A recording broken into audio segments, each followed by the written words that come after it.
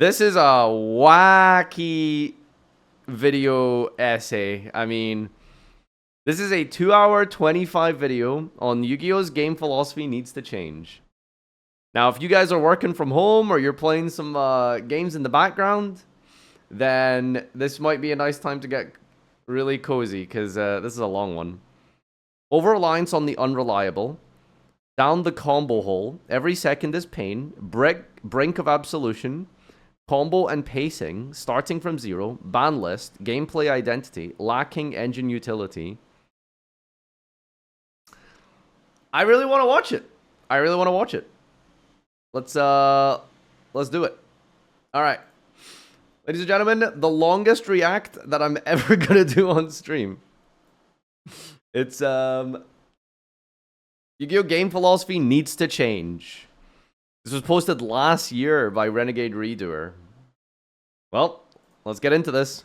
Had the intention of making, as I'd already started penning it a year ago. This video was nearly 30 pages in its original draft. It is now well over 60. With frustrations in the game reaching a boiling point recently, it's about time to get this out. We need to address the issue with the very philosophy of how Yu-Gi-Oh! Is operated as a game. This isn't a newly discovered fact. It's something that's been building up for years. It's why I'd already begun the script a year prior. While the issue of non-games has led to discussion about the game as a whole, this is an issue that's relevancy has gone in and out in cycles. It's part of the problem, but not the whole thing. The problem with Yu-Gi-Oh's He's gonna tell us the whole thing in 2 hours. Effect like Ouroboros, endlessly chasing after its own tail. These sorts of non-game issues are an attempt to eat away at the very game itself. But it isn't just the cards that create non-games having this impact. It's the very things they're seemingly meant to counter. It's the idea that by both sides existing, that the existence will ultimately equalize the game's health, when in reality, all it does is create varied ways for the game to be unhealthy. This was something I'd been putting off, that is a good debating point. if it was truly worth making, since, for a time, I felt the game was trending in a much better direction, and with me not really feeling a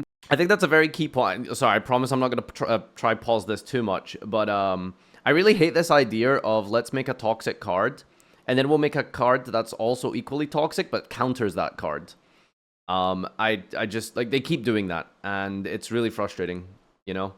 It's like, hey, here's a bunch of Floodgates. Okay, well, here's a bunch of, like, crazy game-winning, like, board breakers that beat the Floodgates, and then here's, like, cards that are even more crazy, as lingering card effect hand traps, right? So end for the script, I felt as though it'd end up being a moot point by the time I'd actually covered every detail that I wanted. However, with the TCG September ban list and the fallout of its consequences, leading to an emergency list to patch the game, it's become clear to me this video has to be made. Because while I thought the game was trending towards better design in general, it's still evident Konami doesn't seem to care about taking actions for the sake of the game's long-term health. Because of that, I feel an obligation. Well, that emergency list did kind of address that, no? It needs to be explicitly clear once and for all. Konami's approach to shuffling the deck doesn't change the game for the better. It only makes it more frustrating that they left certain cards in the deck. So my only intention is to make it loud and clear with this video. Konami need to actually analyze the damage they continue to perpetuate towards this game's health. Yu-Gi-Oh! Is one of the best games in the world, but they certainly don't run it like it is. Maybe you're thinking to yourself, it's just the TCG ban list. Just play Master Duel or the OCG. This problem isn't exclusive to the TCG. It's in fact worse in these two, because of their track record.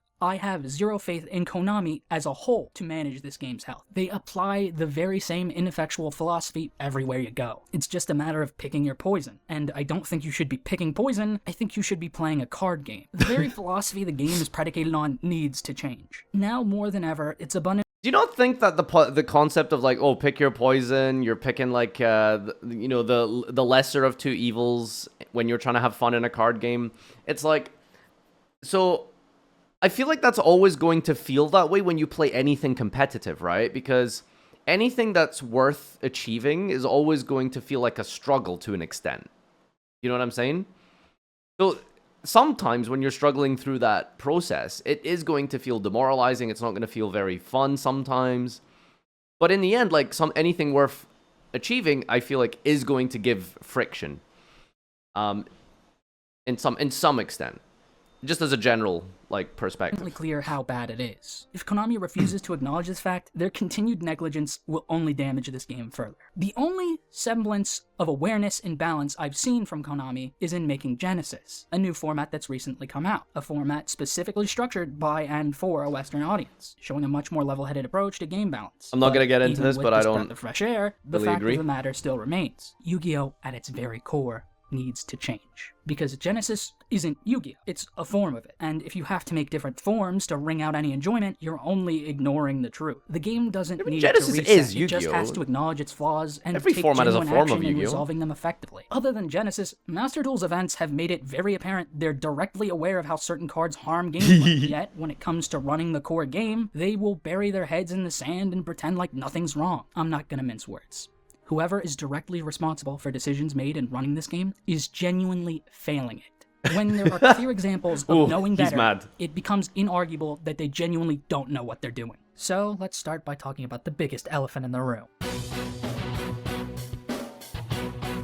Auto win, lose, I'm lose. sick. Okay, just before we move on to the next point, Konami definitely know what they're doing. They're very smart, they're very intelligent, and they definitely know what they're doing.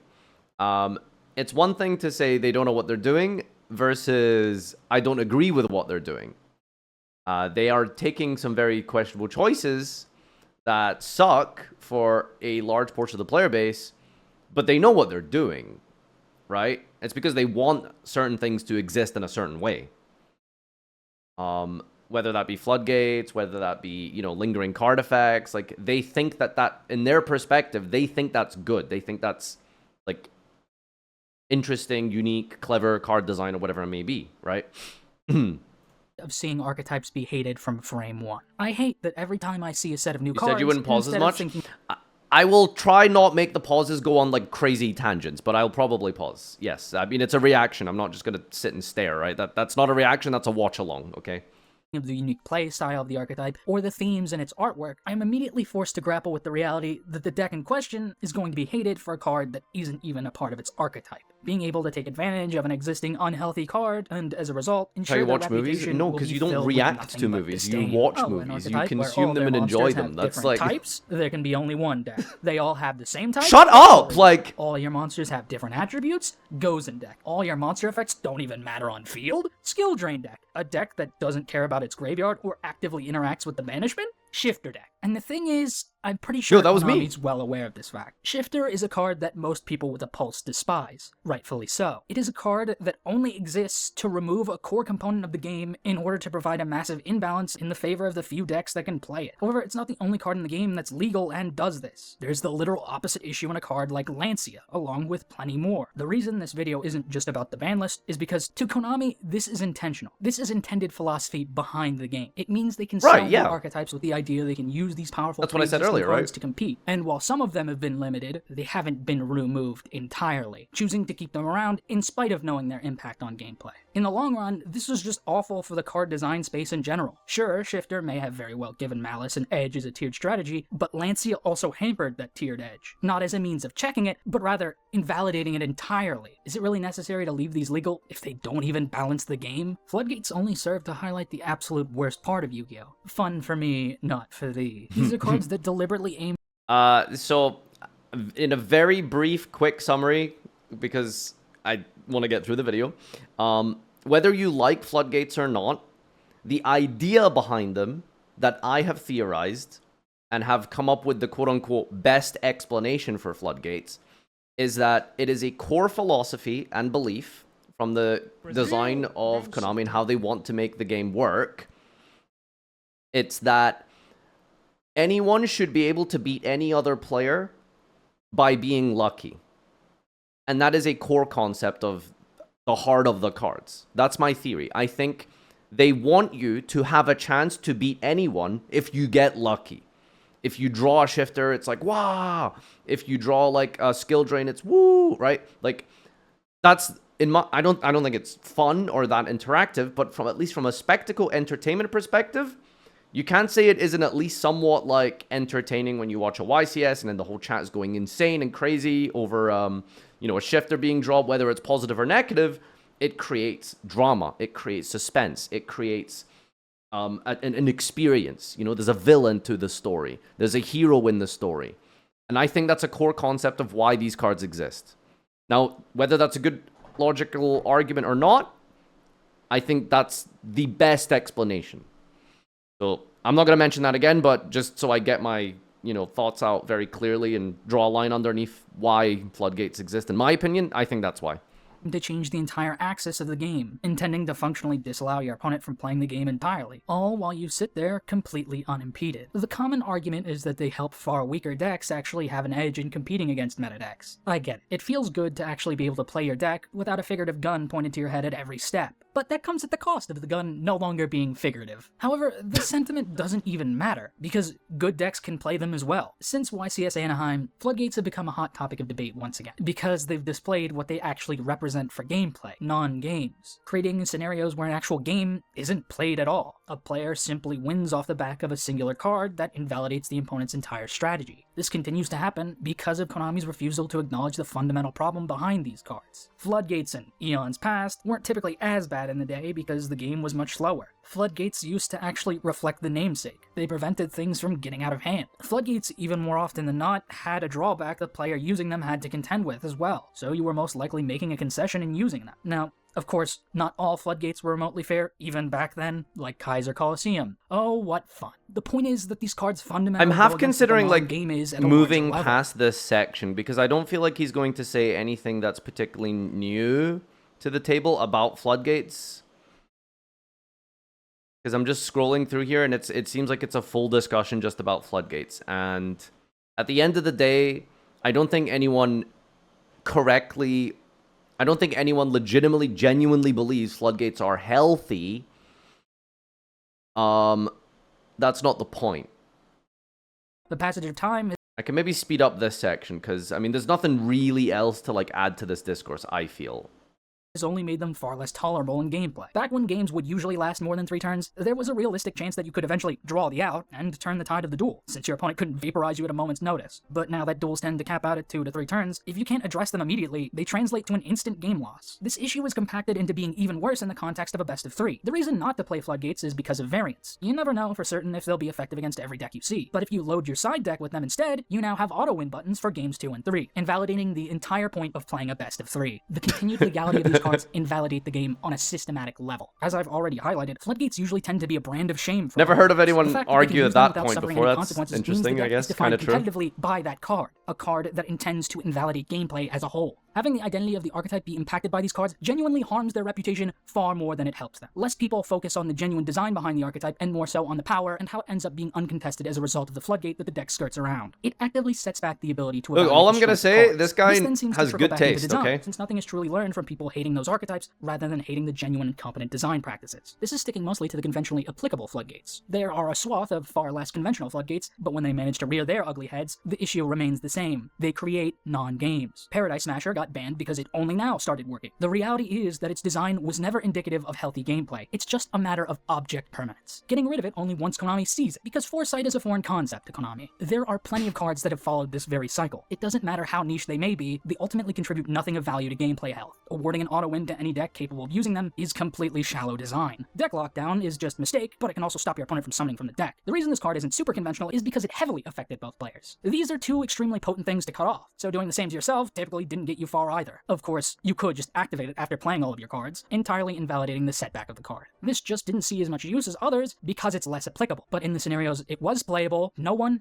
and I mean no one, would tell you it contributed to healthy back and forth gameplay. It doesn't matter how good or bad these floodgates are. The reality is that they actively invalidate gameplay as a whole, and if they aren't actually addressed, we're just going to needlessly go down a line of them every banless cycle waiting for them to all die off. The very ideology behind floodgates is anachronistic. It's a question as to why do we still have them around if they aren't even appropriate for modern design. I'm curious what standards. his reason, what he thinks the reason is they exist for. Solutions, structured to patch flaws with the game that Konami can't be bothered to genuinely fix. If you go by the logic that they're meant to give newer or casual players an easier barrier to entry and play, since they simplify games, well, I have news. That isn't addressing any of the actual barriers to entry. Even then, this doesn't work. Say, for example, I'm someone who plays the game casually. I decide I'm going to spend this limited time off work getting invested in one format. I commit to learning the meta, learning how to play a deck that I really want to play in the format. I've taken time aside to take the game seriously, because I like the game itself and have made a commitment with the freedom available to do so. Then what I'm greeted by in gameplay is cards that convince me the game isn't taking itself seriously. If I become disillusioned with the game, do you think I'm going to keep buying product for it? Sure, maybe I could just call it quits on taking the game seriously. Go back to playing casually and investing less in products. But this game has a competitive scene. It has a world's competition for multiple different formats of the game. The existence of these cards hurt that scene.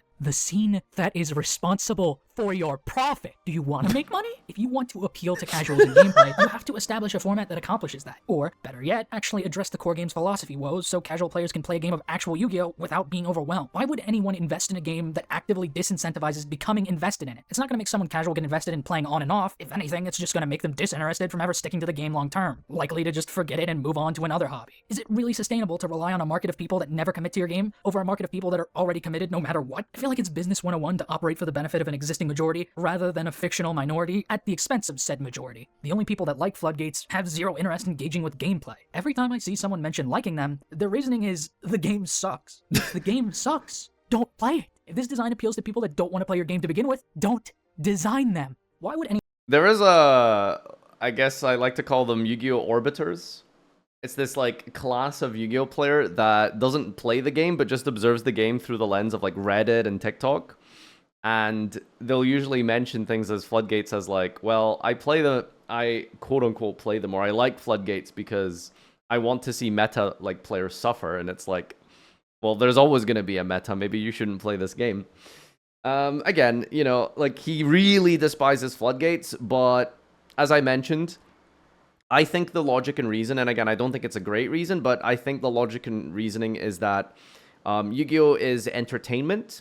It's a spectacle, it's a story, and Floodgates create stories. It creates a villain, it creates maybe not a hype moment, but definitely a focal point that the community can get behind and talk about and create drama around. Now, I think that they do hit Floodgates when those games happen too often, but I think Konami are okay with a certain percentage of games being non-games. I think they are okay, and they think it's fine that some games are non-games because, again, going back to what I said earlier, if you believe in the heart of the cards or you get lucky enough, anyone should be able to be lucky enough to beat anyone. I can beat Pac in a best of 3 if I get lucky enough, and I should be able to do that. That is a fundamental design premise of their cards, I think. Again, just a theory, but that's what I think the logic is. Anyway, let's hear him keep hilariously tearing down Floodgates. Can I just say, by the way, I really like this guy. He's very articulate. You might not agree with some of his points, and I don't agree with some of his points specifically, but he's really smart, and I love the way he's explaining things. Anyone stick by a game that they can't take their enjoyment of seriously ever. It isn't going to make someone casual get invested. If anything, it's just going to make them disinterested from ever sticking to the game long term. Is it really sustainable to rely on a market of people that never commit to your game in the first place? I feel like it's business 101 to operate for the benefit of an existing majority rather than a fictional minority at the expense of said majority. Blanket solutions are never particularly good in philosophy, and they most certainly aren't in Yu-Gi-Oh! He has not explained things like a politician. A politician would just say a bunch of buzzwords that don't mean anything. He's explained things very succinctly, you know what word I'm trying to say. Pick Nibiru and Maxi, for example. They're cards that exist as a deterrent to specialing a billion times. It's just a shame that specialing a billion times has become a key component of the game now. Nibiru is less of a problem, seeing as it does actually demand a semblance of thought to use correctly. Maxi, on the other hand, doesn't. This card functionally emulates another existing Floodgate that's already banned, and as independent cards get stronger and stronger, the amount of drawing Maxi does gets less and less fair, contributing to a lose-lose scenario when it resolves. Maxi turns the use of every single extra deck mechanic in the game into pot of greed for your opponent, and decks aren't designed to end on a single use of a summoning mechanic. Hell, Ryzeal isn't even designed this way. Despite Detonator being such an independently insane card, passing on just it is not remotely respectable. Because if decks were able to reliably contest a 7-card hand... That's not completely true. No, that is not true. Again, like, pure Ryzeal could get Fuad or Maxied, and Detonator pass with hand traps and a cross could win games. It's not ideal, but, like, the idea behind like those decks design is they have plays under Fualos, you know? Same with Dracotail, for example. Like, a Gulamel and 2 traps with a 5 mana in hand, like, you can do that. Cross, you didn't search it. Star Ryziel? What do you mean? With a single card, that would be an entirely different problem for game balance. Maxi is a card that invalidates 99% of the game's design. It actively invalidates the integrity of the game itself. This is not a card that balances the game. It is a card that imbalances it entirely. It is the card game equivalent of Brawl's tripping mechanic, where if it goes through, the actual competitive edge is lost completely. Although Nibiru isn't as potent a Floodgate as Maxi, as time goes on, it feels more and more like one. The very same thing that happened to Maxi. The existence of this card does nothing more than guarantee that any deck that doesn't have an answer to it before 5 summons is unplayable on a competitive level. Of course, the alternative to not losing to Nibiru is making said deck insanely resilient to being Nibiru'd. We've seen how that's not exactly. I feel like he's really exaggerating the problems of Think about Nibiru. Sword Soul and how Barone was more about insulation against Nibiru rather than about being an endboard piece. Ryziel Cross being insulation against Nibiru. Decks making Apo before the 5th summon to, you guessed it, insulate against Nibiru. This is a paradoxical Ouroboros effect on game design. They want this card to exist to keep a type of deck in check that does not exist on a wider scale, with them also allowing cards that invalidate its very purpose to begin with. Instead of balancing the game's health on a broader scale, like it purports to, it is keeping a large demographic of decks that aren't even particularly good out of playability, even on a more casual level. It's duplicitous design. More decks are designed to. So I think the problem with Nibiru is that your deck needs to very specifically have a game plan against Nibiru or through Nibiru, right? And a lot of archetypes just don't have that. You can name any modern Yu-Gi-Oh deck printed probably within the last like 2 to 3 years. It has plays through Nibiru. Like there are lines that you can take that specifically counter Nibiru. And it just sucks if your deck doesn't fall under that category. But that is a very real thing. Like Nibiru, if Nibiru was as crazy as he's making out to be, I mean, like, why is nobody, like, why isn't everyone main decking it, right? And it just isn't, right? Because it's just not that good, you know? That's the reality. Nibiru just straight up just isn't that good against a lot of decks. Lose to Nibiru, then there are decks designed with the capacity to play around it. Decks will do 5 or more summons and achieve precious little in that time. It's a wonder as to why decks are designed this way. It makes them needlessly convoluted for the person playing it, and it makes it automatically lose to cards like Nibiru or Maxi, regardless of the archetype's actual power level or gameplay style. Because decks are designed to play around it nowadays, that's his point. No, but like, the way he's making his point here, it's like, it's kind of suggesting like that's like a really negative thing, but it's like that, but I don't see that as a particularly negative thing. I think there is a lot of interplay to be had with the Nibiru mind game. I think there is a lot of back and forth to be had. I have had a lot of games where I specifically go through a line where I know that if I get nibbed on this point here, when I go end of main, I still have like this other line that also can give me some form of disruption, right? I don't like the way he made it sound as if it's like this hard pass and fail situation where you get to your 5th summon and you need to have Apple, Baron, Savage, whatever up immediately by then, but that isn't true. If any of you have played a lot of Blue Eyes, for example, you know that there are certain points where you can go, okay, now I'm going to go end of main. You either nib me now or you don't use it, but if you do nib me, then I still have like my True Light effect to activate, to bring back the Blue Eyes, to then trigger the Maiden that I actually haven't used to trigger.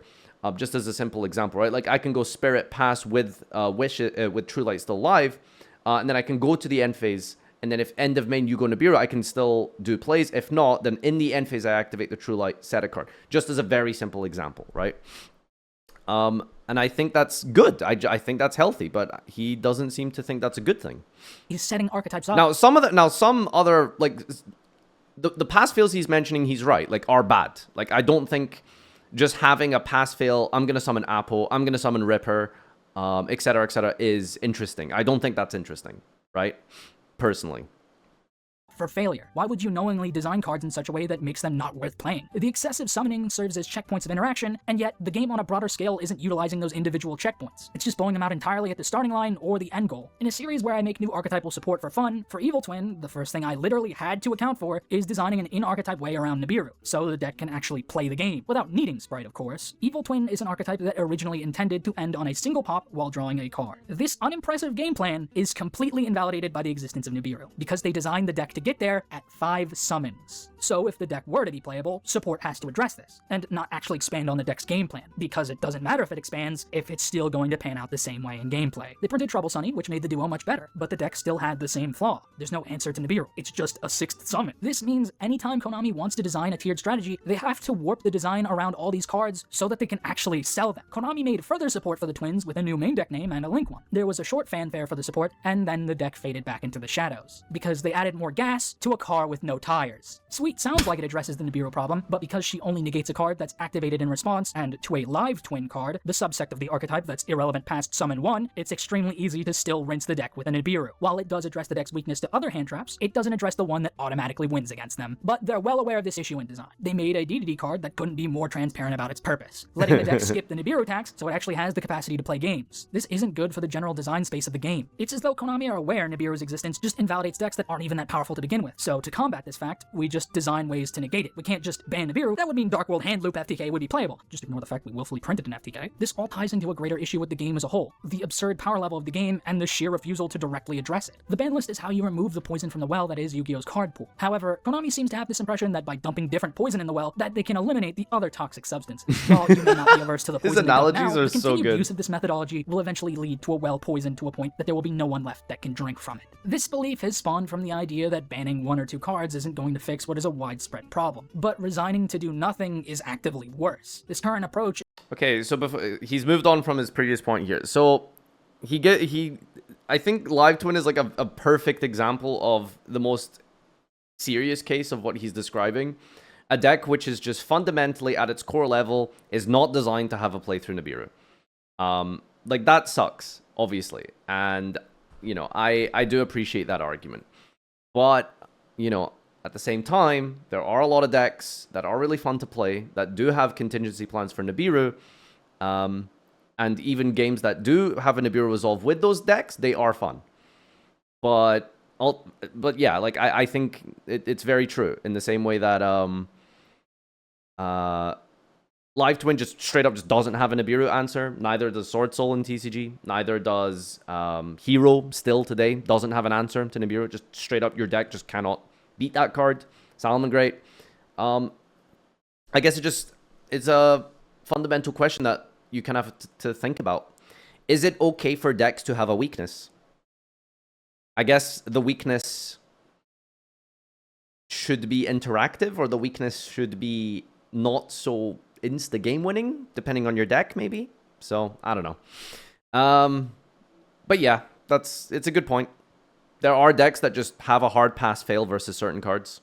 Is a non-solution, which continues to lead to non-games. The continued card design of summoning a bunch of guys doesn't need to be common design. Cards that invalidate that sort of play don't need to exist either. The game doesn't need to reset its power level, it needs a damn grip on it. Too much of modern design philosophy is built on an Ouroboros principle, hoping that they cancel each other out. There's no dynamic scenario born from this approach. There's only one side that consumes the other. It's entirely artificial. It isn't fun, it isn't interesting, it's just dull. It's not gameplay, it's the complete and utter erasure of it. Dimensional Barrier is one of the worst cases of this mindset. It is a card that literally disallows your opponent from using a specific summoning mechanic, save for links, which is only the case because the card was printed before them. Honestly, I'm surprised they haven't eroded it to include links. With how little regard they have for gameplay, might as well go the whole 9 yards. So many decks are straight up designed to use only one summoning mechanic. So D-Barrier is an auto win against a majority of the decks in the game. This card's playability only serves as an embarrassment to the integrity of running the game, willfully allowing a card that not only consistently sees play, but also consistently ruins gameplay. The fact it took this long to finally get rid of it in any format is a stain of incompetency. But this isn't the worst case of it somehow. Max C is an indefensible card. If you defend it, you are quite literally the problem to this game. Max C is a scam. Its existence is the equivalent of a restaurant selling you poison What does he food mean, and scam? an antidote to the poison separately. But instead of rightfully condemning them for knowingly poisoning your food, If you throw enough negative words at a card, it just gets funnier, man. Like, I've never heard someone describe it as a scam. you commend them. If anything, Maxi is a very good deal. I mean, every special summon one draw, I mean, that's the opposite of a scam, right? That's value. for also selling an animal.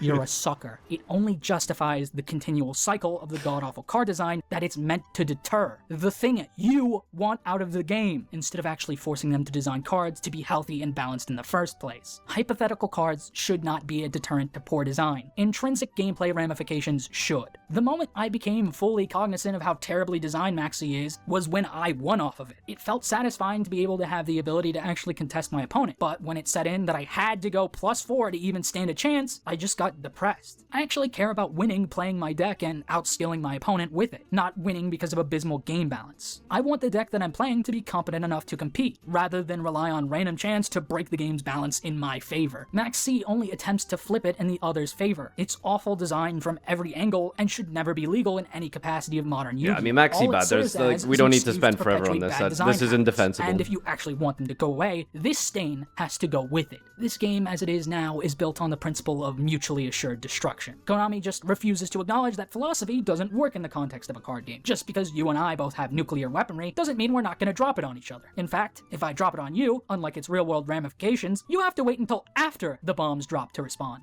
You can understand why that isn't exactly good game balance. Earlier, I mentioned Okay, but that analogy doesn't work, right? Because you can chain a nuclear strike to a nuclear strike, right? In Yu-Gi-Oh, you know, you don't have to wait for resolution. I don't know. Like, we need to calm down on the on the analogies now. Relation of Shifter and Lancia. These two provide another avenue towards non-games. Shifter is able to shut out decks that rely on the grave from playing completely, allowing you to curb stomp any graveyard-dependent archetype into oblivion. The graveyard is an important resource that most decks use, so a card like Shifter being around to invalidate those is just bad for the game's health. Lancia is just the reverse of Shifter, entirely invalidating banish-centric decks, allowing you to curb stomp those decks. So we had a point in the game where Malice precipitated the cycle of both to create non-games, being a Shifter deck that actively relied on banishing their cards, making it so they would also auto-lose to Lancia. This isn't a game of Yu-Gi-Oh! It's go fish. Whoever drops the nuke first wins. Counters shouldn't be silver bullets that kill on the spot. This philosophy only creates non-games in the opposite direction, which is still a non-game of Yu-Gi-Oh! There are so many cards legal in the game that do this, and Konami refuses to remove them unless they can't keep ignoring them. Any genuine competition is meant to be more like a boxing match, going blow for blow against one another, with each blow and guard building up to a back and forth, one that doesn't determine the outcome all at once. But at some point we started bringing weapons into the ring. Bats, then blades, then guns, and now full-on nukes. And because I love the analogy. These sorts of floodgates are far more potent than they've ever been, but instead of addressing this absurd power escalation, it only ensures one player is susceptible to it. This isn't solving the issue of the game, it's only making it more apparent. But of course, floodgates aren't the only problem with card design and the game's philosophy. They're just one of many blanket solutions that Konami's trying to peddle as balance. Alright, chapter 2. Hand traps are another facet of modern-day card design. What was this called? Over-reliance on the unreliable. I have a lot to say about this, so let's let him give his case. Hand traps are another facet of modern-day card design. At some point, they became a prevalent part of the game. They're not officially called hand traps, it's simply a term that the player base coined. Konami themselves not applying a moniker to these cards leads me to believe they're just like any other monster in the game to them, despite knowing full well they're not. While the idea of hand traps existed since the beginning, it wasn't really until Ash where the design philosophy became apparent as a way to curb the game's power level on a broader scale. With searching becoming more common in the game than breathing, there had to be a card to curb it from getting out of hand. With so many powerful cards in general, something like Ghost Ogre also made sense, being a way to pump cards that activate on field. This principle behind them is fine on paper, and usually in practice, since you were effectively trading a card from your hand in order to weaken your opponent's plays. There are a lot of people that kick and scream at the existence of hand traps in general, but they make perfect sense. However, as they'd print more and more hand traps, the more and more cards that play through all of them would need to exist, once again creating an Ouroboros dichotomy around the game, making them go from a way to curb a deck's end board to a means of turning the game into solitaire, either ending your opponent's turn or losing the game for not stopping your opponent from playing the game. It's in part why one-card combos are so prevalent in modern card design, because if you get ashed, the deck still has to do something, which means other independent cards have to be just as impactful, which then means you have to be playing more hand traps with more potent effects to still prevent them from executing a game-winning combo. creating this volatile Ouroboros dichotomy to the game. There's very little nuance actually employed in balancing these two sides. Ghost Ogre is a card that doesn't see consistent play, and that's because it's not nearly as generically good as most other hand traps. The overabundance of hand traps paired with the game's design landscape has only encouraged playing more of these cards rather than less of them, entirely nullifying the initial balance that they had. You don't care if you spend half your hand on stopping your opponent, because the other half of your hand will just as easily snowball into a dozen cards capable of closing the game out. As time has gone on, more and more cards have begun to search 2 cards instead of 1. Early on, these used to cost you another card in hand, making them the biggest Ash magnet on the planet, actively making them unappealing to play. While your opponent won't always have Ash, you will always lose to it every time they do see it. And since Ash is a core part of modern Yu-Gi-Oh, you will see it, and you'll lose to it when you do. So now we're at the point where we can search 2 cards without discarding, making the scenarios where you get Ashed less devastating. This highlights the obvious problem in falling. Alright, we're scratching the bottom of the barrel for showing Archfiend Matador. Exist does not mean you're always going to open all. So this is all like a very good point that he's brought up here. It's the idea that combo cards, or cards that have a 1-card combo don't have any diminishing returns, right? And it's, you know, talked about this many times before. It's the snake eye syndrome of activate starter card, hand trap, activate extender, hand trap, activate extender. I have no more hand traps. You're going to end on the exact same end board you were going to end on in the first place. I've just hand looped myself for 2. So yeah, that's very horrible, frustrating, annoying, dreadful gameplay. No one enjoys that. And I think the biggest problem for that is, or the biggest problem with that specifically, is the fact that 1-card combos they're too powerful, but they also shouldn't mimic each other perfectly. Like, you shouldn't be able to just have a card that does exactly everything the previous card did, because now, if you hand trap that first card, your hand trap turns into discards, right? And that's just, you know, what is that, right? It's just go fish, literally.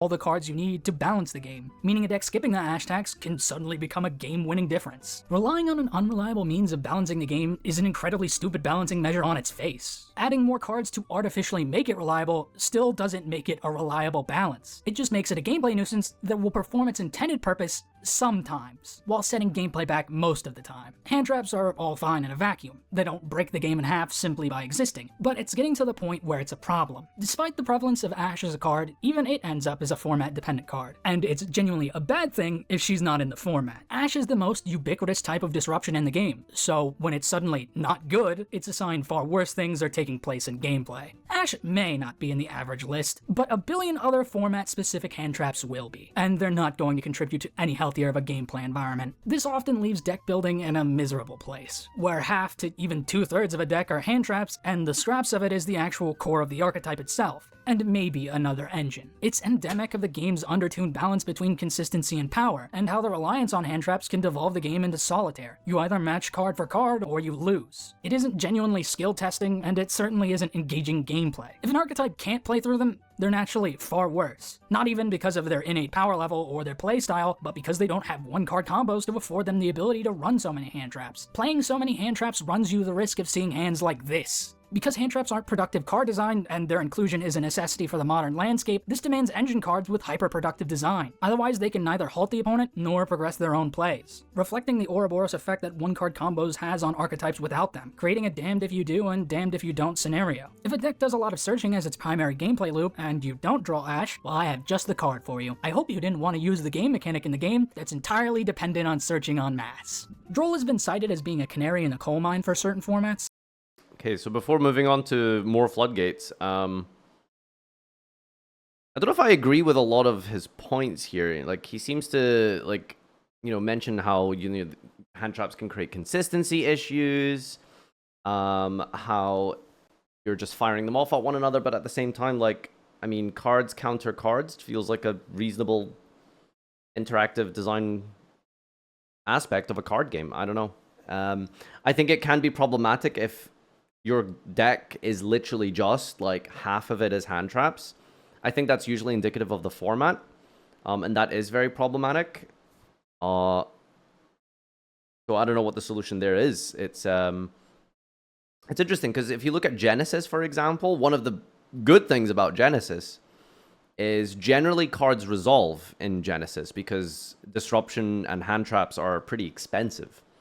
So unless you're playing a deck that is basically 0-pointed, you don't really have space to play like so many hand traps. And so you don't have this like constant hand trap war. And in terms of the gameplay feel for it, some people prefer it, clearly. But would that be better if it was the norm?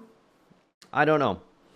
It's strange. I think there's definitely validity in saying that there's too many hand traps in Modern. But it's like, well, where is the solution in that? Do we bring back the card power level? Do we just need to hit more hand traps? I guess there's multiple different ways to tackle this. Is the issue? I think a lot of players usually say that if you can break a board with just your engine cards, that's a good format. And it feels like generally that doesn't happen as often recently.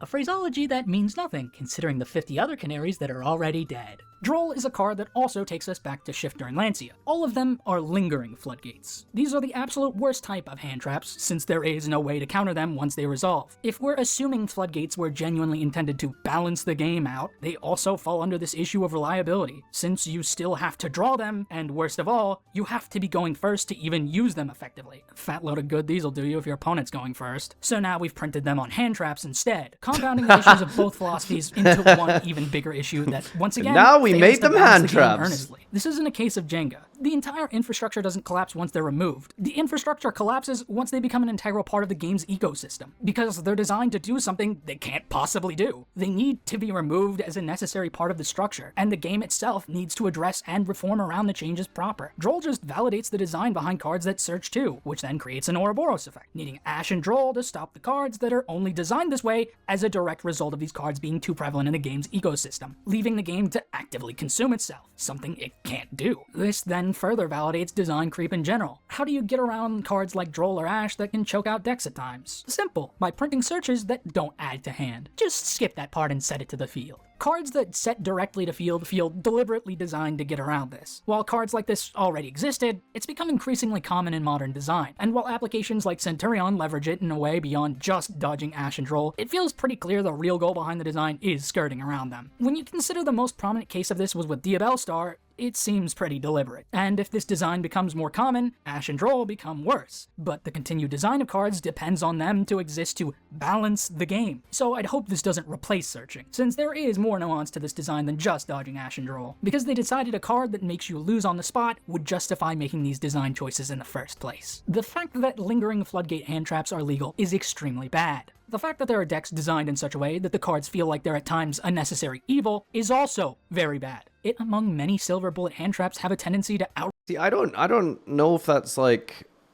a great point, right? Like the fact that they're making cards that don't lose to Ash, I feel like that's a positive, right? Because now you don't have Ash Blossom being so broken, because if Ash just hits every single card in the game that adds or interacts with the main deck in any shape or form, then Ash is just the most busted card ever, right? Like, it's good that some cards beat Ash Blossom, I feel. Right, ruin formats that would otherwise be considered perfect. You have people that believe a best of one format defeats that problem. It doesn't, because the reality is, the ban list itself has to reflect the game's balance. Best of one or best of three. And as evidenced by Konami running both, they can't balance for either. These cards exist to deter something that the actual game's balance itself should have been deterring from the start. Their intended use is in a scenario that should have never been allowed to occur in the first place. They create non-games. And these are the cards that never get hit for good. Instead, it is the current top deck that plays them. Another deck will eventually come along and play them. The same gameplay issues will persist, just the deck that plays them will change. The fundamental problem that people hate will never go away, but the very things people actually enjoy will. It's a toxic model that provides nothing of value to anyone. To round out this segment on hand traps, we have to talk about the Called By dilemma. Called By is actually a card I like, but because... Oh, you did not go and do that. Oh no, you did not say that. You like Called By? Oh, hold up, dude. Oh, he was doing so well, yeah. Entire video invalidated. Oh, no, no, no, no, no. Hold on, buddy. Hold on, buddy. You're gonna have to explain this one to me.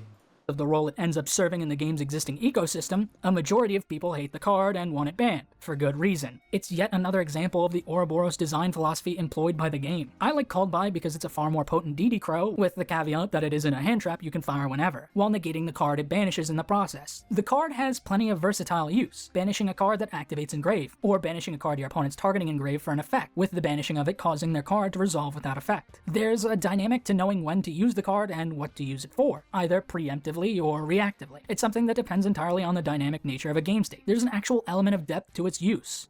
However, these uses aren't the prominent application of the card. Because of how most hand traps work, they He's right. He's right. Saved. In theory, you look at Call By and you think to yourself, yeah, this is actually a really interesting card. Like, I can use it to stop a Grave effect going first. Ideally not like a, back-breaking hand trap like Fool Loss. Or rather, that's not a good example. Let's ignore the hand trap one. I can use it going first to set, and going second, I can use it as a pseudo board breaker. I really liked using Call By, for example, to stop Promethean Princess during Snake Eye format. You can set it as disruption if you want to hit like Engraver, for example. It for those reasons, it has a lot of cool things you can use Ash for. But however, Call By the Grave has just turned into this, tranquilizing shot for the broken hand traps. And now they both all have to exist because of each other. With the arms race that he's been describing, as I guess he keeps using the term Ouroboros, but it's the power creep arms race. You need to make cards that are powerful enough to sell, and in order to counter those cards, you need to make cards that are good enough to beat them.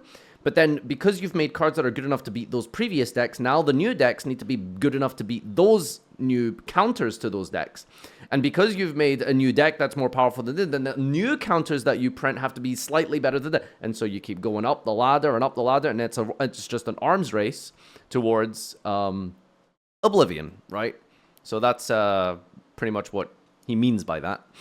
Guard themselves for cost. This allows you to Called By said hand trap to negate it, and since the game has an over-reliance on these hand traps balancing the game, Called By ends up being a card that just invalidates one of them in practice. It's less about how the card is a versatile piece of graveyard disruption, and more about how you can play a card that just insulates you against the majority of hand traps. The design of the card becomes shallow because of the ecosystem the game perpetuates, leading it to further contribute to the non-game hand trap wars that plague the game. This is such a good analysis of Called By, genuinely. Turns, and it's not a once per turn. Oops. While it affects both players to potentially cut you off from using the hand trap yourself, this balancing restriction actually makes it toxic in its other application, since banishing a key playmaker card for an archetype with Called By is just a death sentence. As someone that doesn't like Sky Striker, even I think it's diabolical that you can just banish Ray and basically win the game. In the context of Master Duel in the OCG, Called By's existence is a necessary evil. Because Max C exists and invalidates games entirely, you need to be playing a full suite of Called By and Ash. Then, of course, you also have to be playing it yourself, and now you gotta play Fool Loss, which is just 3 more copies of Max C. Since there are 2 different Max Cs and you're Modern deck building, you might as well play Cross Out too. Then don't forget any other staple hand traps like Imperm and format targets like Droll or Nibiru. Congratulations! Now that you've balanced the game, because Konami can't, you can now build a 20-card deck. If I wanted to play a 20-card deck, I'd play Duel Links. Okay, it's a complete gross oversimplification, but there's a lot of truth to that, right? Like, one of my biggest gripes with modern deck building is, like, a lot of decks just feel like they build themselves. And a lot of that is because of the staples. There is a lot of truth to that, Why would you do this to me? Modern Yu-Gi-Oh! Is only really played when both players manage to survive the nuclear fallout. When all the cards responsible for the absurd power level and balance of the game are This video is 2 hours. What is Blood waffling about? The entire game, literally the entire where game. decision-making on both sides feels far more defined, leading to an abundance of genuine back-and-forth exchanges, instead of a one-sided flipping of the table on the other. Of course, like mentioned with the existence of hand traps, just because this is the case doesn't mean it's the norm. Very rarely will you see either side survive nuclear winner, let alone both. It's not adequate for the game's balance because it relies on something unreliable to ultimately balance the game. Even if you believe in the farcical notion that a card like Maxi fixes the game, it doesn't, because it isn't present 100% of the time that it's supposed to be, and is present 100% of the time when it's not supposed to be. If it were to genuinely balance the game, it would need to be a Duel Links skill in real life, and at that point, it's clear there's a fundamental problem. Sometimes it truly feels like 90% of games aren't games of Yu-Gi-Oh!, but rather a scenario where both you and your opponent are fighting the game's balance in order to try and get to a game of Yu-Gi-Oh! And most of the time, you never do.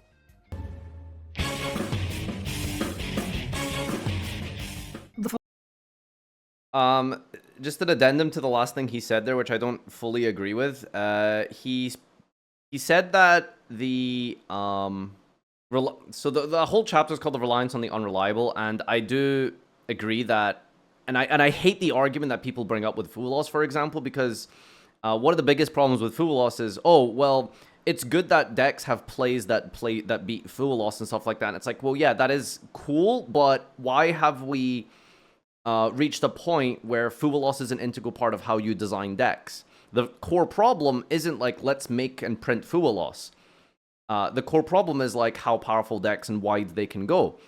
All you've done by making Fool Loss is, well, if you don't draw Fool Loss, it freaking sucks, right? So at the core level, addressing the game, I think, is the better part. And one way they do that, like he mentioned dual link skills, but in some very roundabout way, there are dual link skills, right? Zeus is a great card in my opinion, because it has this like condition that needs to be fulfilled. An Xyz monster battling that you summon in main phase 2. In some very convoluted way, that is like a skill, right? And so that is something you can access every turn. If you play an Xyz deck, right? Or every duel, you should be able to get to a Zeus. That's a good win condition for breaking boards going second. I think if they make more cards like that, that's a really good thing. I like, you know, I keep talking about Ketu Draco Tail, for example. I think that's a great example of one where this is just a nice little rota, but going second, it gives me an extra beneficial effect. And these cards are better than Fool Loss, because Fool Loss is, well, you just have to draw Fool Loss forehead. If you play Draco Tail, you usually get to games where you see the Ketu. If you play an Xyz deck, you usually get to games where you see Zeus, right? So I think that's like a really good solution in my opinion. Philosophy of combo is a problem in modern Yu-Gi-Oh! The nature of modern combo's design demands hand traps be present. Many times when a new set of cards is revealed, we'll then see an insane combo that builds a mountain of advantage, all with the activation of a singular card. Something that doesn't remotely reflect well on game balance. But it's okay, because a single hand trap stops it from happening. But as I said, you can't rely on drawing a specific card to stop this. And even if you could, why would you choose to design cards when you don't want their effects to hamper gameplay on a regular basis? Modern Combo's gameplay is less like a string of actions taken based on player understanding of the game state or the deck itself, but rather how well you can recollect a spreadsheet, leaving the playstyle to solely feel like a predetermined linear process, with excessive tedium thrown in to mask its shallow depth. Combo wasn't always like this on a fundamental level, and that's because Combo as a playstyle, like most things in the game, have been streamlined to a point of losing its identity, leading to the infamous no-joke 30-minute turns with very little regard for 37 actual actually, balance. 37 minutes. Modern combo decks really just feel like archetypes designed to mindlessly spin a wheel for an excessive amount of time, with the act of doing so being the reward for playing them, rather than any genuine gameplay nuance. It's shallow and shows a clear lack of respect for player intelligence and, more pressingly, time. Combos going on and on creates long periods of waiting. Since turns can go up for upwards well past 10 minutes, with multiple cards activating and resolving, it makes the game's flow noticeably bloated. Something people neglect is the fact that reading and reading comprehension are two separate skills. Just because you can read a card does not mean your brain is going to fully digest what you just read. You're not likely to grasp the full depth of each individual card the moment you read them. There's archetypal context which you're likely lacking, and despite seeing multiple cards, it's not always obvious to intuit what cards are intending to do. I can read Poplar in under a minute, but that doesn't mean I'm going to comprehend the full extent of what Poplar does in a single read-over. Poplar has 3 separate effects, something that's become increasingly common in modern card design. Poplar's first effect is to special summon itself when added to hand by an effect. This gives you the implication the deck can add Poplar to hand, something that's not really shocking. This means knowing about Ash without necessarily knowing Ash exists, as well as Bonfire, which can get Poplar without using up your normal. Of course, then you have to know about One for One, which can summon out Ash and also get you into Poplar without spending your normal. Then you have to think of any other card that could possibly achieve this as well. I'm not sure where he's going with this, because, I mean, this is just the learning curve of any game, right? Like, yeah, you don't know how things work unless you experience them, which may very well be a factor as to why some cards end up being unplayable. But of course, you have to realize the direct correlation between these two effects, how the deck is aiming to summon this out without normaling to then perform this search. Then there's Poplar's third effect, placing a card in the spell and trap zone if it's sent to grave. This makes you aware of the archetype's gimmick of placing monsters in the spell trap zone, leaving you to wonder what and how the deck intends to interact with this design. Is it just a resource for another card? Is it to achieve some sort of unique game plan through other cards in the deck? Should I be worried about more cards being put in the spell and trap zone? Is that gonna happen to me? All of this is something you're forced to wrestle with by a singular card. While other cards can carry a lighter load of the archetype's design, cramming so much of it into one card is just overwhelming on face. And when you consider how it's quite literally scratching the surface of learning a deck, there's a serious problem. But most egregious of all is the formatting. Having a ton of effects crammed onto one card is much harder to digest. Okay, before he talks about formatting, everything he just said up to this point, I don't see why that's a problem. I don't know. Everything you have said up until here, I don't get why this is a bad thing in this chapter. Like, yeah, if you read a deck, if you play against someone who's playing Snake Eye and you've never seen Snake Eye in your entire life, yeah, it's a massive learning curve. You're going to be like, wow, okay. I don't actually know what this practically achieves. Like, yes, I can read that Poplar adds itself in specials, but what does that actually mean in the context of the duel and the win condition, right? It's like, well, yeah, it's... I don't understand why is that bad. It's like, there's just too much stuff on a single card. I mean, well... What's the point we're making with that? Like, there's too many things on a card, but it's a card it's a good card. It's a good modern card. Anyway, maybe he'll circle back to this point, but I just wanted to pause now because he is going on into a different point here. But I feel like nothing he said there is unreasonable. When they're all vomited into a single compact paragraph. And unfortunately, formatting cards to be readable is exclusive to certain effects and not the standard design structure. The biggest advantage rogue decks have is that they're relatively unknown due to their lesser general play, with their design a lot of the time relying on your opponent not understanding how they work. But when they're combo decks, this is made into a genuine issue. Since multiple cards are fired off, you need not only read the 3 paragraphs crammed into each card in 4-point font, you need to also understand each and every part of the combo to know the best choke point. Then you need to know each and every endboard piece and how to best deal with them, either before they hit the field or after, knowing what every single card does and builds up to. This is all doable for the person playing the deck. They have forever before sitting down to play the combo deck to study and learn these. But once you're pitted against a combo deck, you're put in an unreasonable situation where you also have to grind the game to a halt if you want to actually do your best to play against them. But that's assuming you even can, since a lot of combo decks nowadays are designed to just create non-games with their end board, simply rewarding the combo player for putting in the time since they win for their efforts, while subsequently wasting... He calls it an unreasonable position, but that's not an unreasonable position. Like... yeah, if you aren't experienced with this tier 3 strategy that you're playing against, that is the upper hand that player has chosen to take by playing that deck. Like, I don't see this as a negative. Like, it can feel overwhelming, sure, but that's the spirit of the competition, I feel like.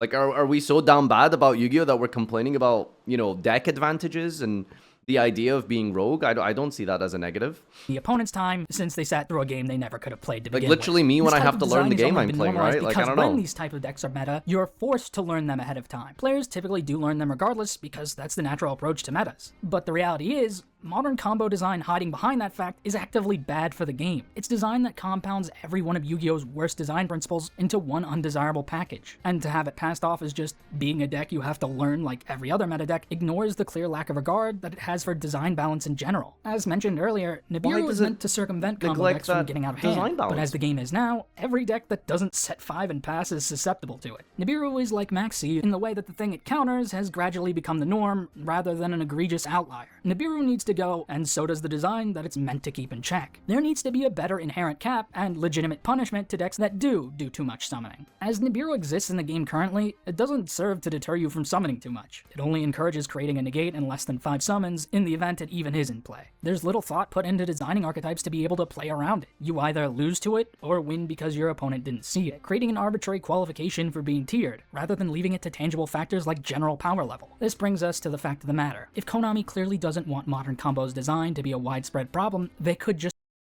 don't agree with this section so far. I don't know. Stop designing combo decks in this way. You're designing a deck to lose to a card, so people aren't as frustrated with that deck, when you could have just designed it to not be frustrating in the first place. If a card like Nibiru is to punish degenerate combo, stop designing every deck to be degenerate. If the checkpoints are so inconsequential, don't arbitrarily space them out so entire strategies are invalidated by the existence of Nibiru. It just turns Nibiru into an arbitrary gatekeeper, not a genuine balancing measure. While Ryzeal is a far less egregious type of combo. I'm not going to repeat the point earlier about Nibiru, but yeah, like it is a good point that some decks literally just do not have a play under Nibiru. But most recent meta decks do, and I think that's fine and healthy. So let's not spend too much time on that. deck in gameplay that actually mitigates some design balance concerns. It's an archetype that just summons a ton of guys with relatively no setbacks, to then search out and summon far more bodies. It's insane value for little investment. Fiendsmith also had this element to it, where being able to get to Requiem without using your normal provided obscene value for no real cost, making it so you can just play a ton of low investment engines, creating another issue. There are decks that fold to their normal summon being hit with an interruption. This is frustrating and poor design in the game in general, ironically being on the scale of making decks far too weak. But designing cards in this way doesn't really aim to I don't think there's a lot of decks recently that fold to disruption on the normal summon, right? Like I think Yu-Gi-Oh has, modern cards are getting better at that. Like if your deck loses to something on the normal, like your deck's pretty bad now. resolve that issue, because these aren't for the archetypes that struggle with this. Not even necessarily Yummy, like with supplementary engines, like Yummy can play through a disruption on normal. You can now slap these sort of engines into already egregious combo decks. You can't really design cards like these. Like it is a weakness of Yummy, but that's why you play other engines and stuff, like you know, Fiendsmith and Mitsurugi have. While Fiendsmith is overcome your deck's away weakness due to a certain factor. Despite being a ritual archetype, Mitsurugi is caught on as being extremely splashable. This is because Habakiri gives you full Mitsurugi combo without spending your normal. While they banned King of the Feral Imps to curb this, Habakiri is a ritual, and there's a multitude of ways to search a ritual monster. This type of design devalues these archetypes as genuine strategies and simply turns them into nothing more than engines begging to be abused. They don't necessarily need locks. Ryzeal even has one, and it barely matters. They need better design context, making them far less generic in direction, because if they're too generic, then every single deck under the sun becomes a combo deck. If the combo I don't know how much more restrictive you can make Ryzeal, man. Come on. There's no reason to include it everywhere. That's basic design balance 101, but it seems like Konami don't really care to take note of that fact. This is a problem that can be fine-tuned. But yeah, he does bring up a good point about Closed Moon and Habakiri. Like, very clearly some restrictions should have applied on those cards. Like, Ritual maybe should have said you can't summon except reptiles for the rest of the turn. You know, whatever. Like, anything on those things should have been, should have had restrictions. On paper. It's just a matter of actually doing so. What isn't really something that can be fine-tuned is the game's obsession with negates as a hard solution. So many decks will be designed with at least one negate, especially combo decks. I wonder why they could possibly need that, and those that aren't designed with them are either worse off or designed with the capacity to get to generic ones. Negates are what could be classified as anti-interaction. Interaction aims to do something dynamic to the game state. Your opponent activates an effect, and you blow up their monster. The effect still resolves, and they're still capable of playing, but losing the body maybe sets them back. Or maybe they're playing a deck like Fire King, so a pop is actively bad. If you have non-destruction removal available, you can use it to out their monster without triggering said effect. But such removal is hard to come by, so you have to know when to best use it, whereas negation simply flat out prevents anything from happening. Instead of encouraging dynamic interactions between your own cards and your opponents, you're just aiming to prevent them from playing the game, full stop. It isn't interesting mechanically. It only serves as blanket protection. This is another subject that I think Josh made a video about, like, yesterday, which we'll react to eventually, not today.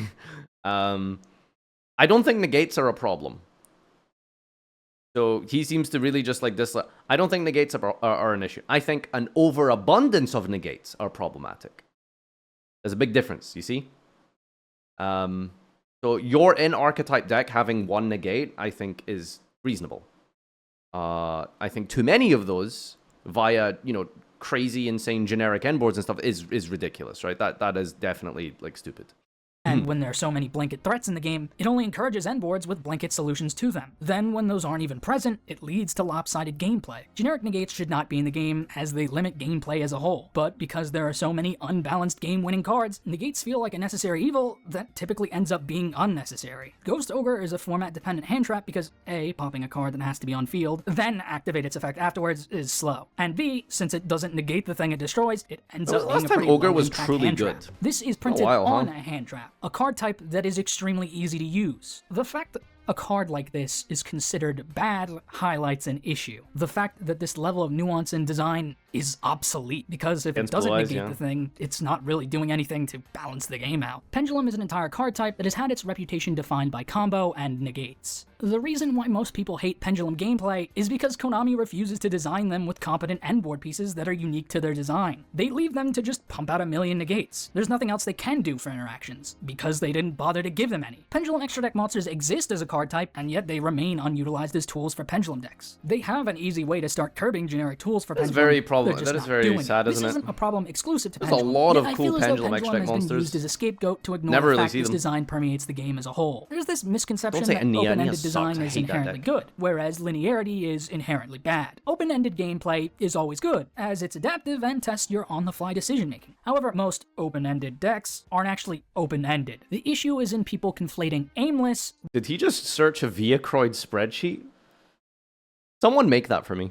with open-ended. They create the illusion that no two games are the same. Games can follow many different roads, but in actuality, regardless of the path you take, you reach the same destination every time. The end goal is always the same, preventing your opponent from playing the game. It's just the It's funny path that every card varies. he's showing The is very banned same in the philosophy TCG, of by the way. Floodgates, but it wastes even more of your time to do so. There are so many decks that can do anything with all of their resources except find a genuine win condition. It's aimless design masquerading as open-ended. In some respects, this is in part to account Okay, for but to be archetypes fair, that you Konami just doesn't showed care 3 about cards that are supporting like directly all anymore. 10 years I old wouldn't call minimum, that right? satisfactory for anyone that actually likes those decks. Not to mention, this generic design isn't only used by those that Konami forgot. Konami has to actually reflect on the design of cards like the Cyberse monster type and Snake Eyes. These could play through Nibiru by just not having a good choke point. If they don't want Nibiru to be a game-endingly strong card, you still have to figure out a way to balance the average deck's general power level. And surprise, surprise, making a deck that can just combo through Nibiru isn't exactly easy to balance out with all of these broken generic cards. Circular and Poplar are cards that do everything for their decks, and in the case of Circular, everything for their monster type. While I do like the aspect of Poplar that it's still a good normal summon, the overall design context around it makes it so that fact contributes to the card feeling absurdly broken, rather than being neatly versatile. These are one-card combos that exist as such because they have to adapt to the climate of so many hand traps, but the I don't know.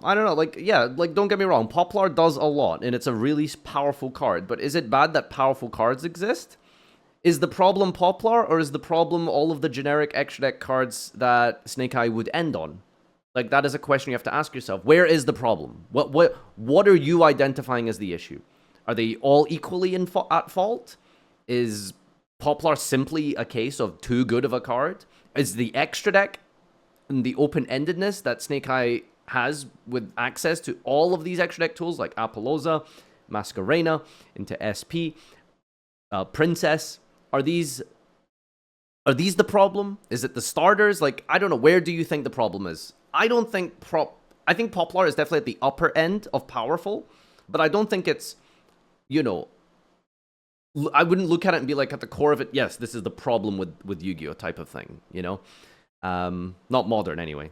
existence of these cards also encourages deck building Yeah, to like, include more hand traps I to think the stop end that. board is the Circular issue, a not the single engine, card that snowballs really. in a massive card advantage by itself. It's the only card in the game to invalidate Small World's harsh cost. It and Poplar have become the poster children of one-card combos, and we still see more offenders being printed. I despise this. What is the combo? It's a single card doing all the work. There are other cards involved physically.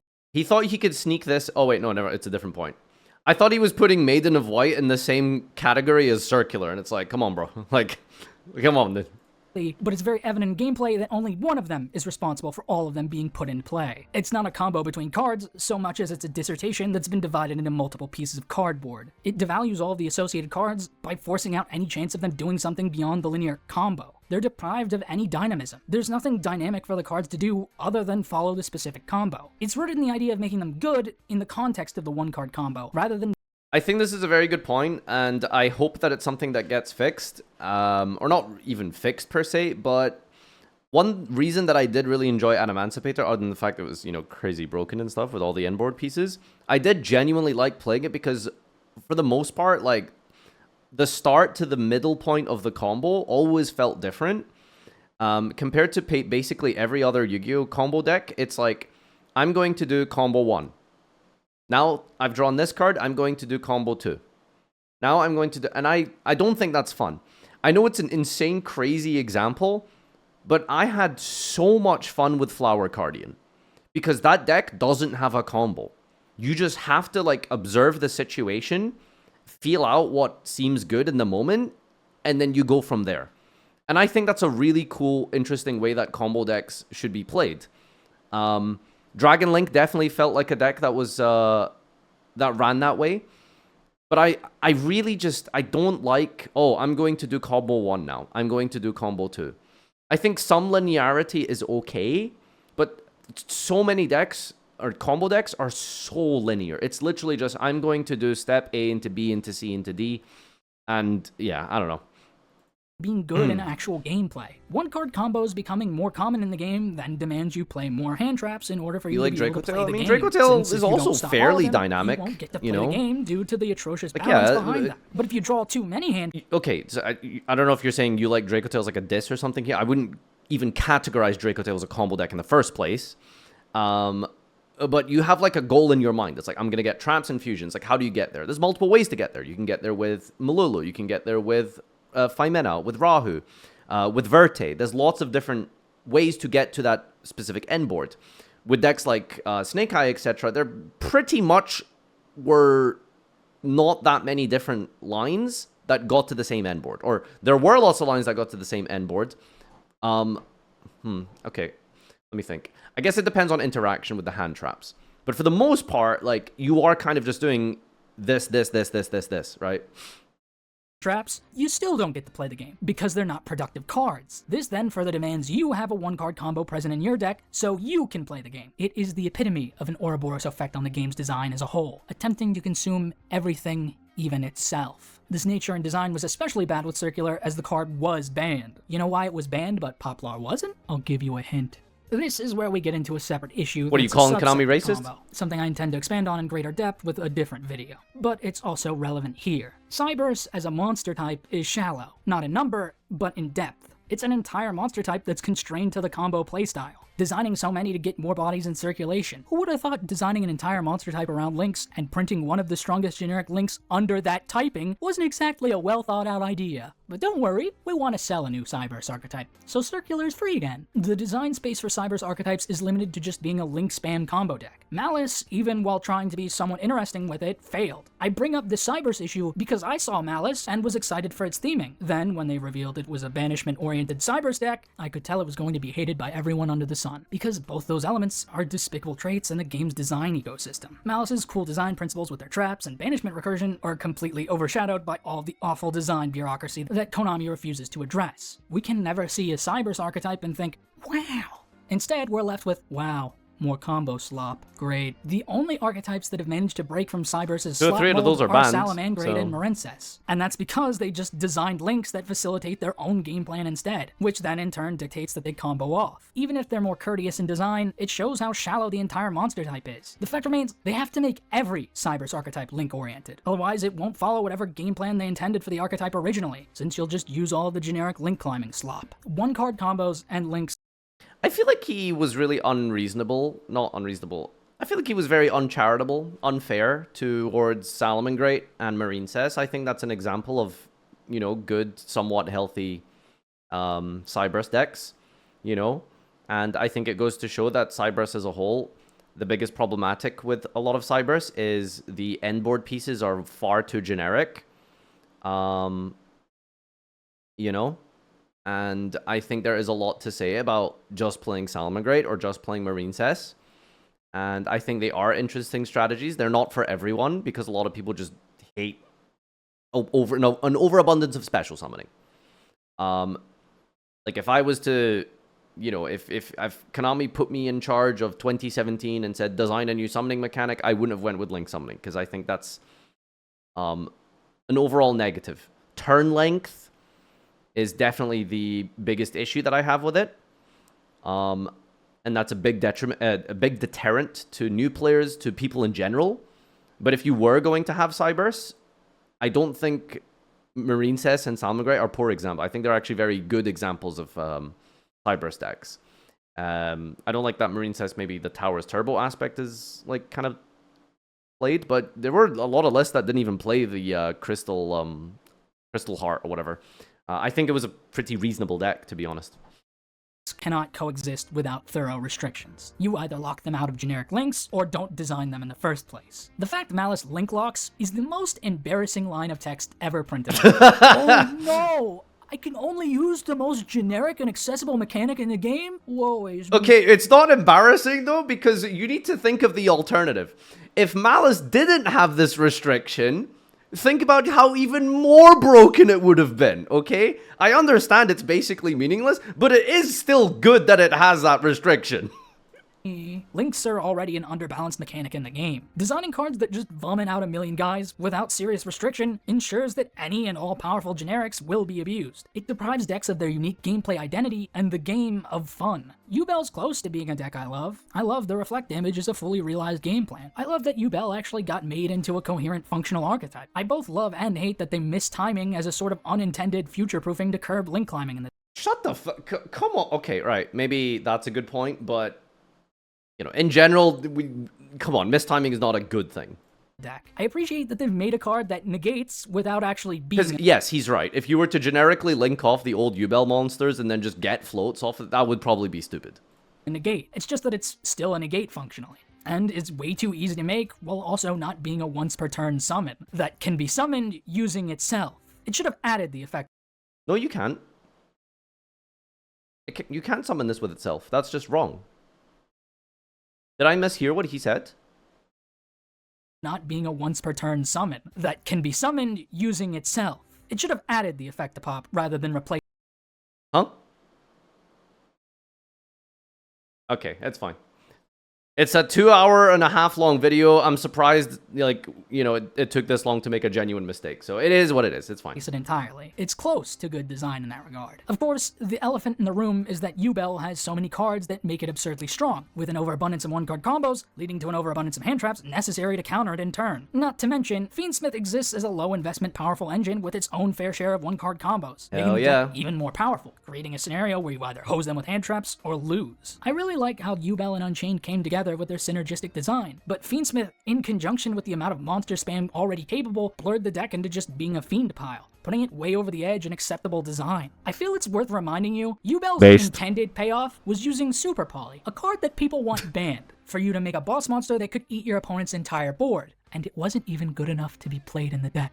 Instead, there's a generic rank 10 negate that would make better use of that extra deck slot. Wonderful. With all these compounding issues behind the game's philosophy, it's time to discuss where it all comes to a head, where the negative impact is felt most clearly. Oh, that's what's his name's theme from Duel Links. It's so good. Overall, good chapter. I do really disagree with some points, but yeah, this is I think even if I disagree with him, he makes good arguments still. So honestly, shoutouts, like it's very well put together. I do like it. He's getting a little ranty sometimes.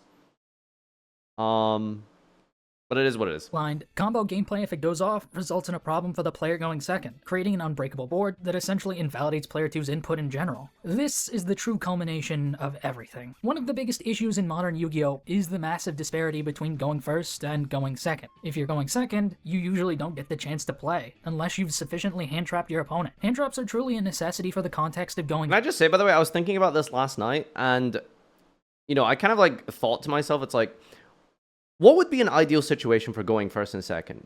Like, 50% win rate going first, 50% win rate going second, right? That would be the ideal. Today, the average is what? Maybe anywhere between like 65 to 70% average win rate going first, 45-ish lower for going second. Is 50-50 perfect? In an ideal world, yes. But then I thought, like, okay, well, realistically, they're never going to land in a situation where they make perfect 50-50 balance. And I was thinking, like, okay, if you had to pick, would you rather going first or going second was more powerful? I'd say go second, right? Like, if they were to hypothetically overshoot and overbalance the game so much that they actually inadvertently made going second be optimal for everything, I would rather going first be optimal. I don't know. I just feel like there would be more games to be played that way. You guys keep mentioning Tenpai, but, like, Tenpai is like one deck, you know? I hate when going second strong. I think it's only really ever been bad in the case of Tenpai. I don't know. Second, not solely for combo. In the September DC, I had an 85% win rate going first and a 20% win rate going second. September DC? Did you play Labyrinth? but in general, just so you actually have a chance to play the game at all. Hand traps suck for going first gameplay, but are necessary because you can't always go first, obviously.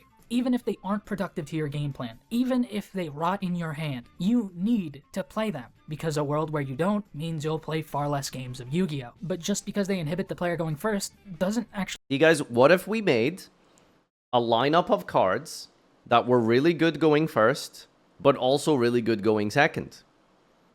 Can anyone think of some good engine cards that fulfill both of those purposes? I'm telling you, dude, Fimina's the future. change anything. There's just a chance you don't play Yu-Gi-Oh! Because of a bricked hand with too many of them. There are a few other ways that address going second, and none of them are truly effective solutions either. Board breakers are the most prevalent alternative to hand traps. These are cards that, once again, attempt to address the game's horrible imbalance by simply swinging it the other way. Your opponent made a billion negates? Dark Ruler no more. Problem solved. Did they have a ton of monsters? Raigeki. Did they set 5 and pass? Duster. Want a hybrid choice of Raigeki and Duster? Lightning Storm. Want both effects in one? Evenly. Banish the board, save for 1 card. Opponent has scary monsters? Super Poly. All gone, and they can't respond.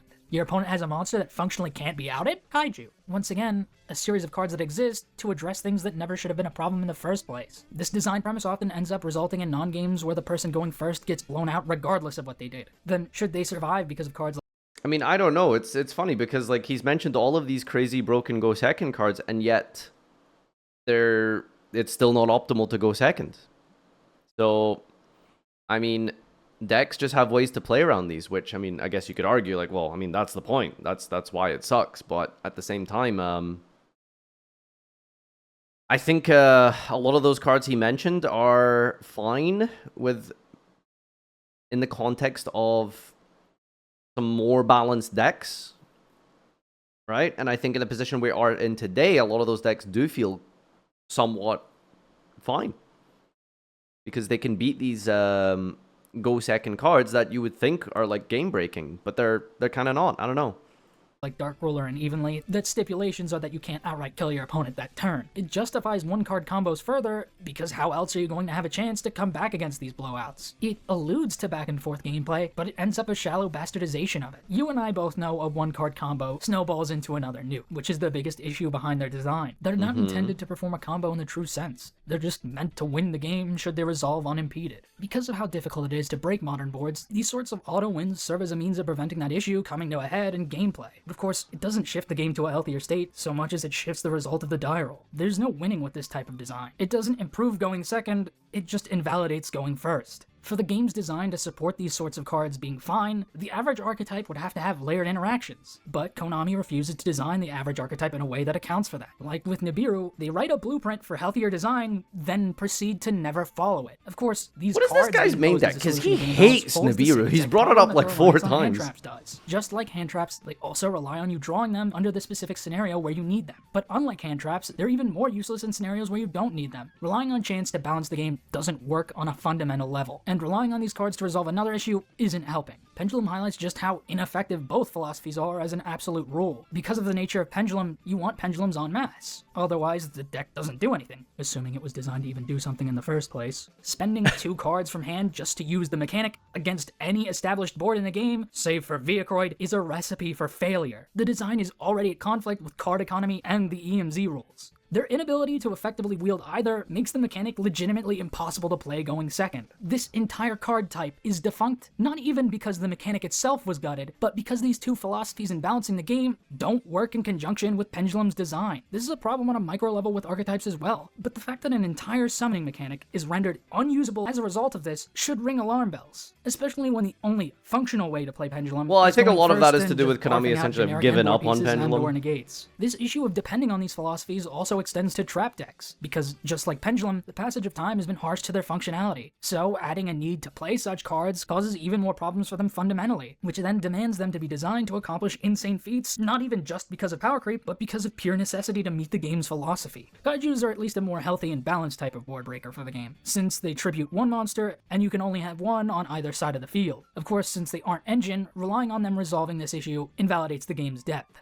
The problem is in the fact they need to exist, with so many cards that can only be addressed by them. Fortunately for kaijus, their design doesn't break the game on a wider scale when they aren't addressing those specific issues. Considering Sphere Mode and Lava Golem tribute more cards off, and are too niche in design to see consistent play, they are genuinely healthy cards, and it's concerning that Konami has yet to find more healthy design solutions like them, deciding that printing... I do not think cards like Lava Golem and Sphere Mode are healthy cards. I feel like it's crazy because after everything he said, I would feel that exactly encapsulates what he's been saying. Like, crazy broken end board has these dumb cards that have to be designed to beat those cards, which functionally don't do anything or help you or advance your game state or anything. Like, I don't know. I would think after everything I've heard from him so far, he would hate those cards, but... cards like Sandgen Summoning is the only solution for going second. Going second sucks, so Konami's solution, instead of working down the power level of what you can do going first and establishing better infrastructure around going second cards, the solution is always nuclear. Tenpai's field spell just invalidates interactions so the battle phase can actually happen. And Transcendent Dragon makes sure they can't even do anything in battle either. It leads to non-games that are frustrating in the very same way, just on the opposite turn. Despite Tenpai not being seen as a de facto best deck, Tenpai should show you just how bad going first has become, that the only way to make going second playable is to make the going second deck ignore you. You'll always go second, which you won't by the very nature of the game. Going second decks on a fundamental level suck, because they're designed to go second. Regardless of the disparity between first and second, decks designed to only work under specific conditions are just bad in premise. Decks shouldn't be designed to go first or second, they should be designed to work. Like I said with Pendulum and Trap archetypes, these are fundamentally going first decks. Well, that's a strong opinion. Decks shouldn't be designed to go first or second. Fascinating. Maybe that is a good point. Maybe if you just made decks able to just do and function and work, you know, like Dracotail, it'd be good, right? Because going first Tenpai is not a thing, you know, unless you want to play like basically Dragon Link, but yeah, like I guess that's what happens if you exclusively make something go first. And if they don't or go second, first, they have an uphill battle. It becomes very one-dimensional in how it functions. If they lose to pure chance, divorced from any actual gameplay, why bother Mitsu is a when peak you can example. just play a better deck that doesn't rely I would on say the coin pure flip? Mitsu We is a have going very first deck well-designed like Gimmick deck. Puppet, an actual FTK where they chose to apply the same philosophy behind Tenpai, having a field spell that invalidates player interaction to ensure you always execute the game-winning combo without fail. Gimmick Puppet is so frustrating as an FTK because it invalidates hand traps entirely, and since the game is dependent on them balancing the environment, a deck that literally FTKs and invalidates the game's own philosophical balancing just highlights how utterly pointless it is. Konami decided to print the Charmies as a means of balancing out going second. The delusional excuse that people gave for Max C as a positive was that it fixes going second. It doesn't, because the person going first can also use it, after already exemplifying every other issue with game balance, only serving to further magnify every single issue with the game. So they printed the Charmies that functionally do the same thing, but are only really usable going second. The problem is, everything I said about Maxi being bad philosophically still applies to them. You're relying on drawing a specific card to fix the game's balance. You're hoping it hoses your opponent out of playing the game entirely. The only difference is now you're hoping you never draw it going first. Design that loads your hand with cards just changes the balance of the game entirely. Despite printing a shuffling clause, I've never seen it resolve once, let alone matter. Oh, but don't worry, you're gonna need those draws because of another wretched design philosophy, hand ripping. It's a design principle that's becoming far too common of an occurrence. I don't think he's wrong about even that. More issues going second. This design snuck into Mermail, and it keeps sneaking its way into more. Punctually do the same. Not true. Oh, but the Charmies, like, do, right? Like, that's what you're trying to do. That's what you're hoping that they do, right? You are playing your Meowls because you're very specifically banished special summoning, graveyard special summoning opponent does it so much that it's worth playing that you want them to just stop, or you're going to give me, like, 10 cards, right? Same with Fuwalos, right? It's like, yeah, decks might have plays through them, but why are you putting a Charmy in your deck? It's like, well, because you want your opponent to fucking stop, right? That is the point. So whether that's healthy or not is a different matter, I guess, but that is why you're doing it. more and more decks. While these may be older cards simply reaching a boiling point, they don't seem to be a dying breed. Some are banned, and many are not. Worst of all, more cards like them are still being printed. K9 is a newer archetype that I'd actually consider pretty well designed and balanced, but for some reason, someone at Konami refuses to design cards that are healthy for the game's environment, and insists that toxic effects like these have to be a common occurrence. Not only printing it on Werewolf, but also leaving this abomination around when it's being used in the same deck. This design doesn't have to exist. K9 is already competent. Toxicity doesn't equal good. Stun is proof of that. All these serve to do is make going second even more frustrating. When you need every resource you can muster to contest the boards of modern Yu-Gi-Oh!, actively designing cards to lessen those resources is fundamentally bad for the game. I genuinely wouldn't put it past Konami if this is why the Charmies exist, because while they are also designed to only really be used going second, they give you more resources to contest and potentially break a board. But this just tells me Konami thinks hand ripping is fine, because surely you'll just open a Charmy and draw enough cards that it won't matter. It is once again designed. Okay, so hand ripping, interesting discourse. I think that yeah, like there's like a lot of problems in Yu-Gi-Oh, and I would say like hand ripping is like, you know, not even in like the top 5, but I guess it is an in-depth analysis, so it is what it is. If the worst thing that my opponent did was take one card out of my hand, I'd be pretty happy, to be fair. But I think like the reason why hand ripping gets so crazy, because look at it this way, for anyone here who's ever played like old school formats, you'll find that like dust shoot isn't like game winning, right? Like you can come back and win from a dust shoot. It's really powerful, but it's not like you don't insta win the game. Whereas if you remember playing cards like Lotus in Modern, you will insta win the game if you resolve Lotus, right? Because the turn length is significantly shorter. The impact of ripping that one card is significantly more powerful in a short span of time.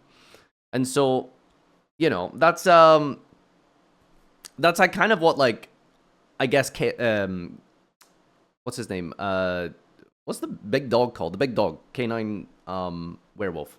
That's what he's trying to do, right? Because you get full knowledge of your opponent's hand, and you look at it and you're like, that card I can stop. That card I can stop. That card I don't care about resolving. This card's a problem. I'm gonna banish that till the end of the turn.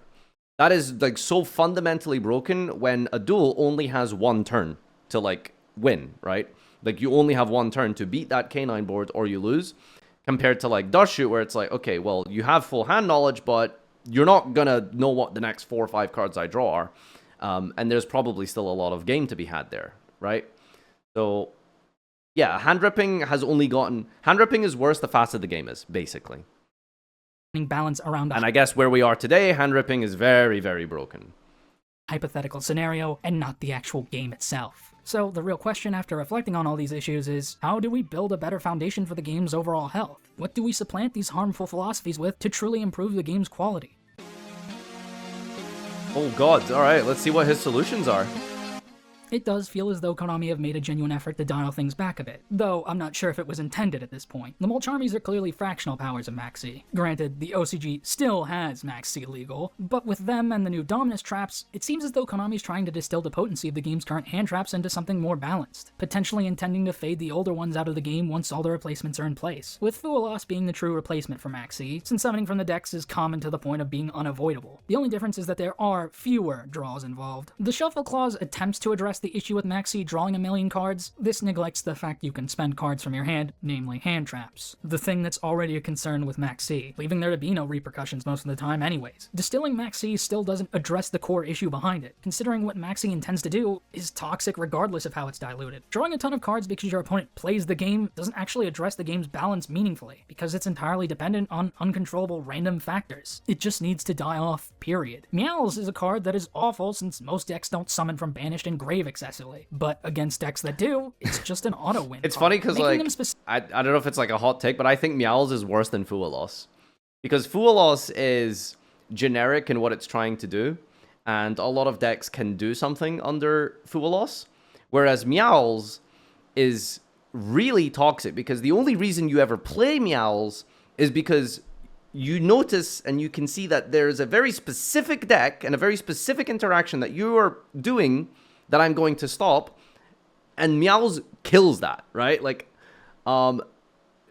like Meow's either wants to draw 10 or nothing, because you wouldn't main deck Meow's, right? So it's very funny, but I think it's like almost worse than Fua in some ways. Specific only sets them up as niche auto wins, punishing specific archetypes for existing. Peruli exists because someone at Konami was furious that they couldn't auto win against Flu with Max C. These cards don't seek to actually balance the game. They just want to balance Max C, requiring you to play different versions of it in the side to auto win against the strategies they oppress. The reality is, you can't balance Max C, because it was never designed with genuine balance in mind. Why have I talked about Max C so much when it's banned in the TCG? Because the assholes designing this game are making cards with the idea that it is legal. With them designing the Charmies, it's apparent the message isn't clear enough. This design is fundamentally... Someone's mad, dude, ultra mad, dude. Anyway, yeah, so I don't have like the strongest opinion on Mul Charmies. I would prefer them to not exist. I think they are not understanding the fundamental problem with the game when they did make them. Making unsearchable generic cards be the solution to your game is stupid in my opinion. But it is a good point that because OCG has Maxi, and you know this video is a couple months old at this point, Maxi might be gone soon. Yeah, like the way that they were designing cards was like, well, because Maxi exists, we have to design our cards around the fact that Maxi exists, and the cards come from Japan, so it's like it doesn't make any sense, right? Unhealthy. From the OCG and Master Duel, it's very clear. Wait, what are you guys Maxi coping on doesn't even specifically? do its job. The Charmies don't make it any healthier, it just makes it conditionally obnoxious. Off script, I recall from the most recent YCS, Fua loss was dropped, and the crowd cheered. Farfa, what else should they release instead of Charmies? Tell me, not it gets interesting. As I've said 100 times, I think if you make cards that have more go second effects on them, like Zeus, like Typhon, like Ketu, like Incredible Ecclesia, cards that just have a bonus effect when you are going second, is how you fix this. And it was responded to with an Ash Blossom, which caused the crowd to roar even louder. The minigame hasn't gone away, it's only changed in name. Erase this thing for good, and design will be forced to improve on a broader scale. If Konami wants decks to special summon less, well, I have good news about who's responsible for printing the cards. Whoever made the Dominus cards require you not use... He showed a booster pack and then circled Konami. Why did you just show the logo? Why? This is an oddly specific reference. Why did he show the pack? Printing the cards. Whoever made the Dominus cards required not use 3 attributes, then proceeded to make them all unusable in Vanquish Soul. I will be seeing you in hell. Just like with the Charmies, I feel wait, I need to see that meme, all sorry. Unusable in Vanquish Soul. I will be seeing you in hell. Where is the person that picked the Dominus attribute?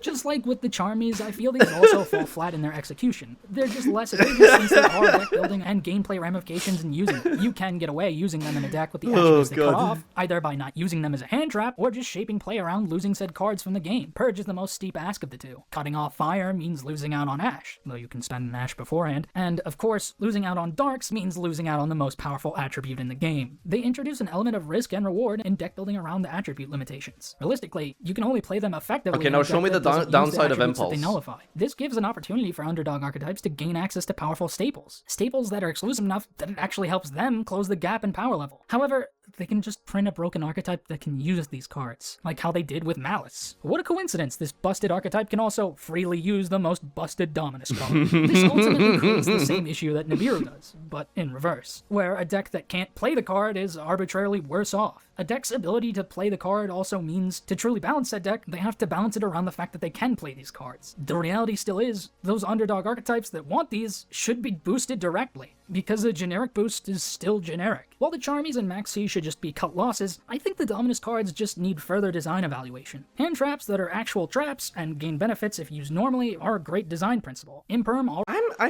I'm really confused because he spent like a whole chapter talking about how basically like bad hand traps are, and now seems to be very pro hand trap. They just need some like tuning knobs associated with them. I think I would really like for him to give examples of good cards and see what he thinks are like, you know, positives to the game and what he considers healthy. Because I'm feeling a little lost now.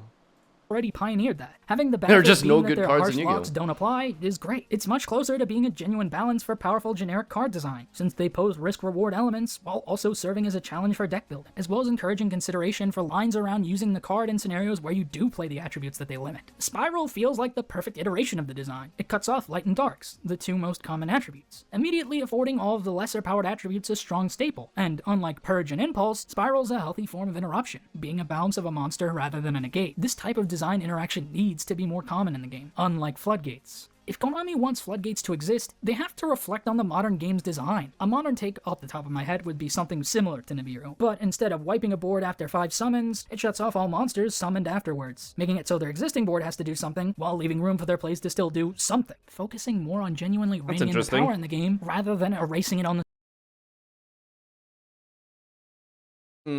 Is it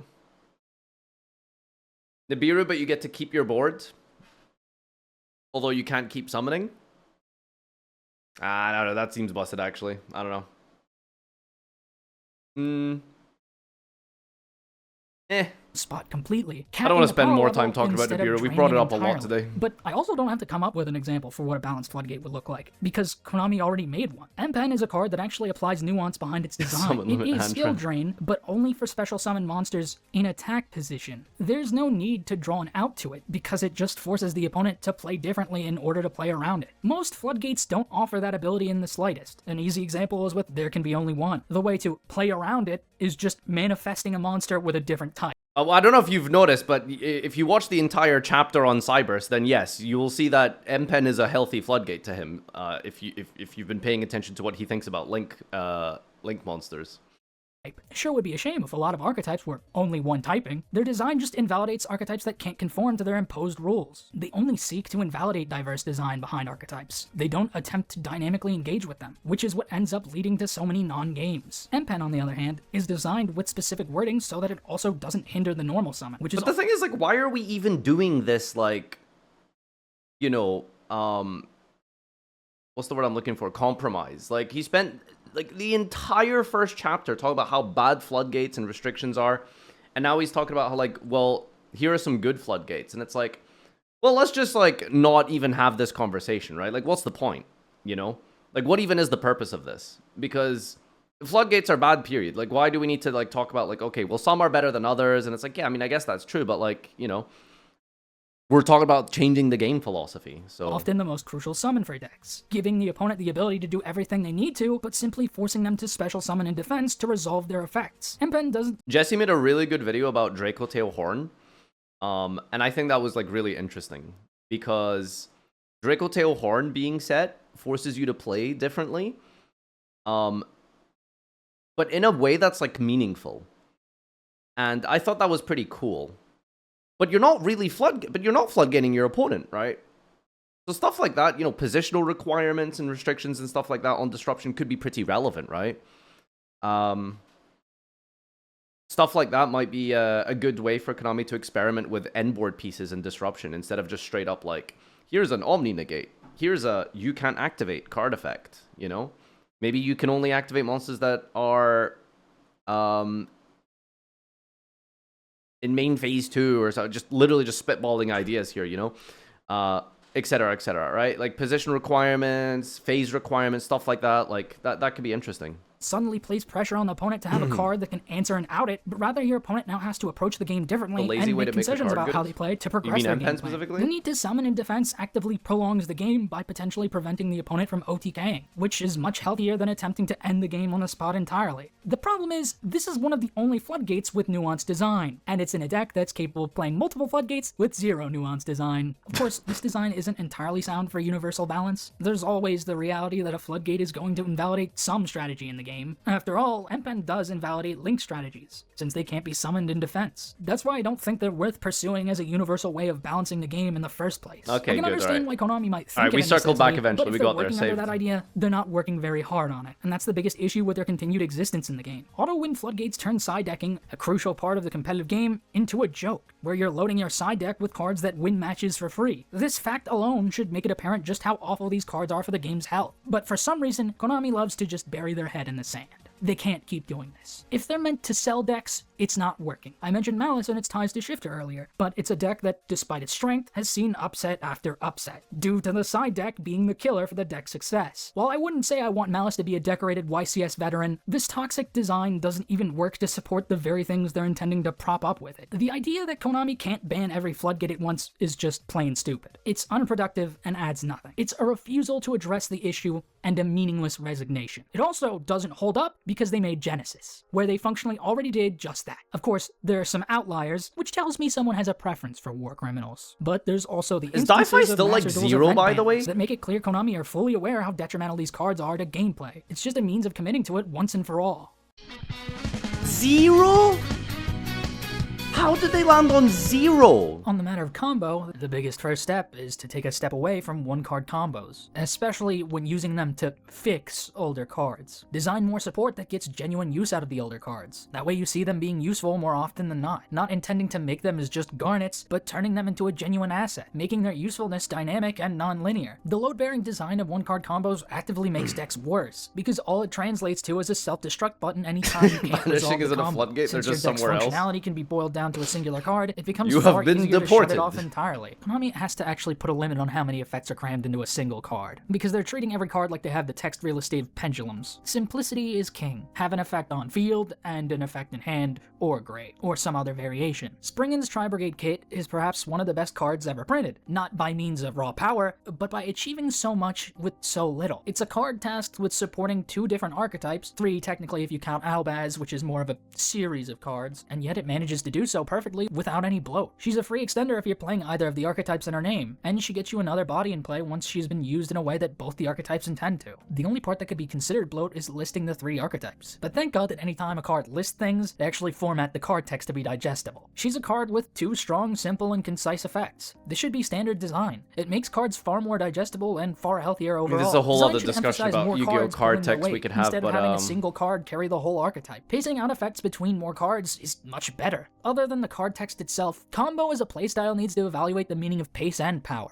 In terms of modern combo decks, Yumi formats combo into something far more palatable, but ends up still being absurd, especially with Mitsurugi lumped in. Yumi actually puts value behind their monsters. I don't know why people always complain about the Yumi end board. Like, Yumi is like a very fair end board. It's like, you're getting like a book, a pop, and a bounce with like just Yumi cards, you know? I don't know, like sometimes people really exaggerate it. The issue is like a lot of the other stuff around it, you know?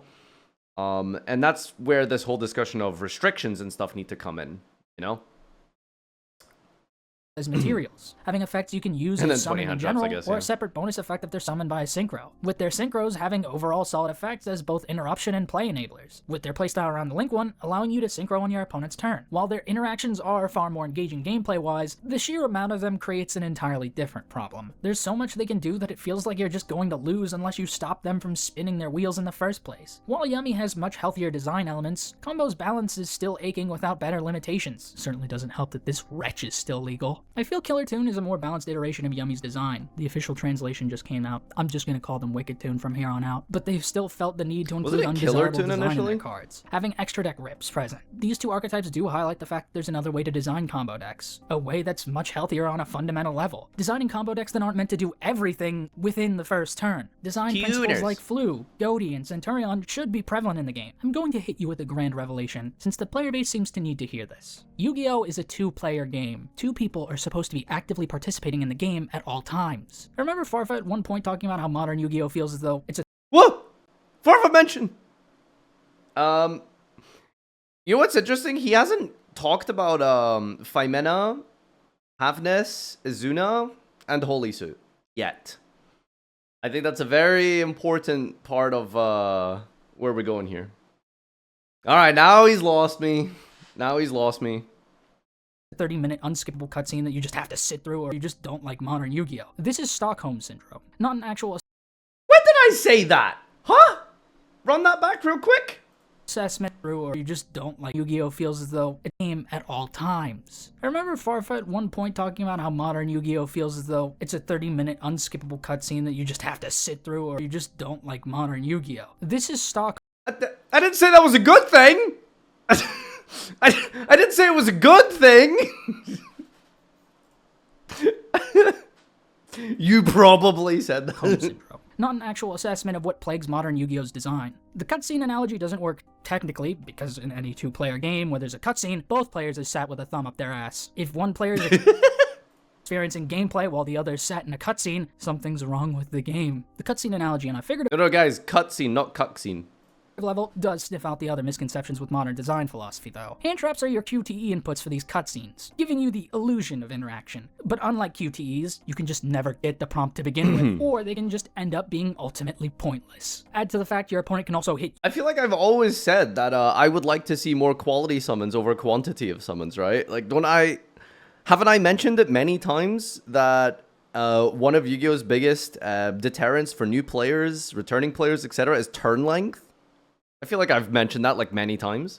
You with a QTE during their unskippable cutscene. So how do you get around this issue No, of never. drawing No, hand I've never traps where mentioned you that. don't get to Okay, interact yeah. going second? The All right, solution never is said that. actually simple. Designing archetypes to play more on your opponent's turn. Decks that play on your opponent's turn still embody modern Yu-Gi-Oh's design and actually adapt it in a healthy way. By having you pass turn He's being really sneaky because he's not saying the really offensive ones like Holy Su and Azuna and Havness and Phimena, right? He's showing these ones first specifically, okay?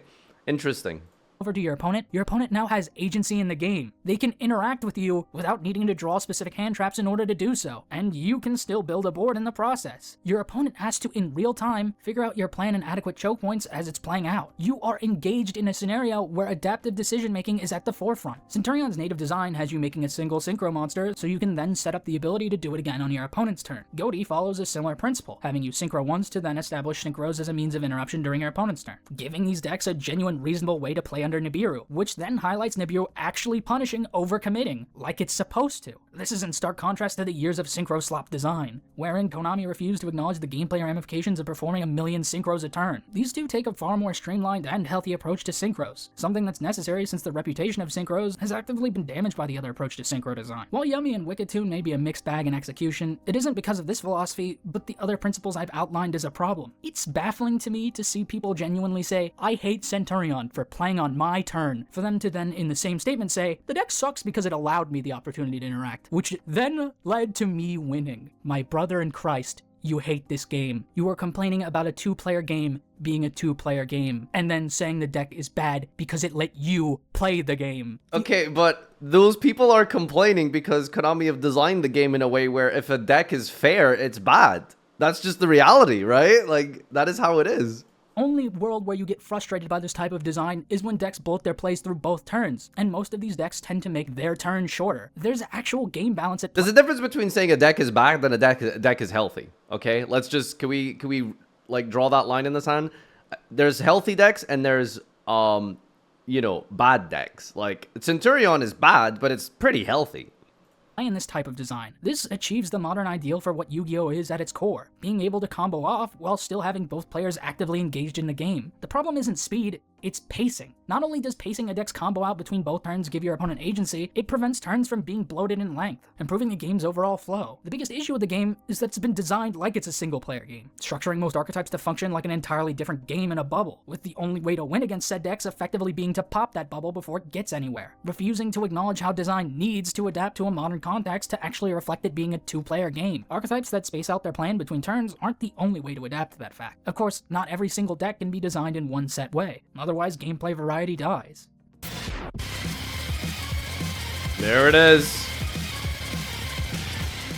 The other All path four the of card them. design to follow is expanding even further on turn 0 cards. Tyr had the right idea in one way. Havness was a card that allowed you to play on your opponent's turn. It didn't matter if you were going second or not. It wasn't a ubiquitous hand trap meant to curb the game's power imbalance. It was a way to actually enable Tyrliment's own strategy, allowing you to interact with your opponent at all times regardless of who won the die roll. The entire point behind a two-player game, preventing games from being one-sided slogs, which is part of the reason people like Tyr formats so much. Havness established an ideal future design philosophy for the game on a broader scale, designing archetypal monsters that provide the level of interaction hand traps afford, but actually allow a way to play the game as opposed to attempting to turn it off. Not long after, Labyrinth would release with their furniture monsters following suit. These productive archetypal hand traps, dubbed turn 0 cards, enable you to play the game sooner rather than later. The problem with generic hand traps is their very philosophy. Their design is entirely based on reductive interactions. It sets your opponent back, but it also sets you back if the card in question doesn't strangle the life out of your opponent. It creates a lose-lose scenario where it has to be extremely potent at stopping your opponent, otherwise you're going -1 for no genuine benefit. These turn 0 cards actually provide productive interactions. Instead of praying you can prevent your opponent from building an unbreakable board, you actually get to start your own game plan. You have agency in how the game plays out, leading to you playing your own deck and using its interactions to actually compete against one another, regardless.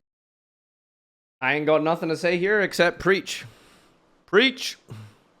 Of who went first. This makes the die roll far less likely to determine the result of the match, which is one of the biggest issues with modern Yu-Gi-Oh! Justice Hunters is a set that debuted more cards that embody this principle. Draco Tail Phimena just lets you generically fuse turn 0, and while the fusion is generic, the design clearly best works with its own lineup of fusions. K9 Izuna lets you Xyz summon in conjunction with Lupus. On top of that, K9 actually functions in a way to punish hand traps, without casting your opponent into the sun for doing so, all while actually building up their own game plan in the process. It's a much needed change of pace for card design. If only Konami didn't feel the need to print hand ripping on these cards. The most frustrating part of their design is the hand ripping. Between Werewolf and Masquerade... Okay, he missed like a core part of Ripper. But, you know, going second, you know, I'd say it's fine.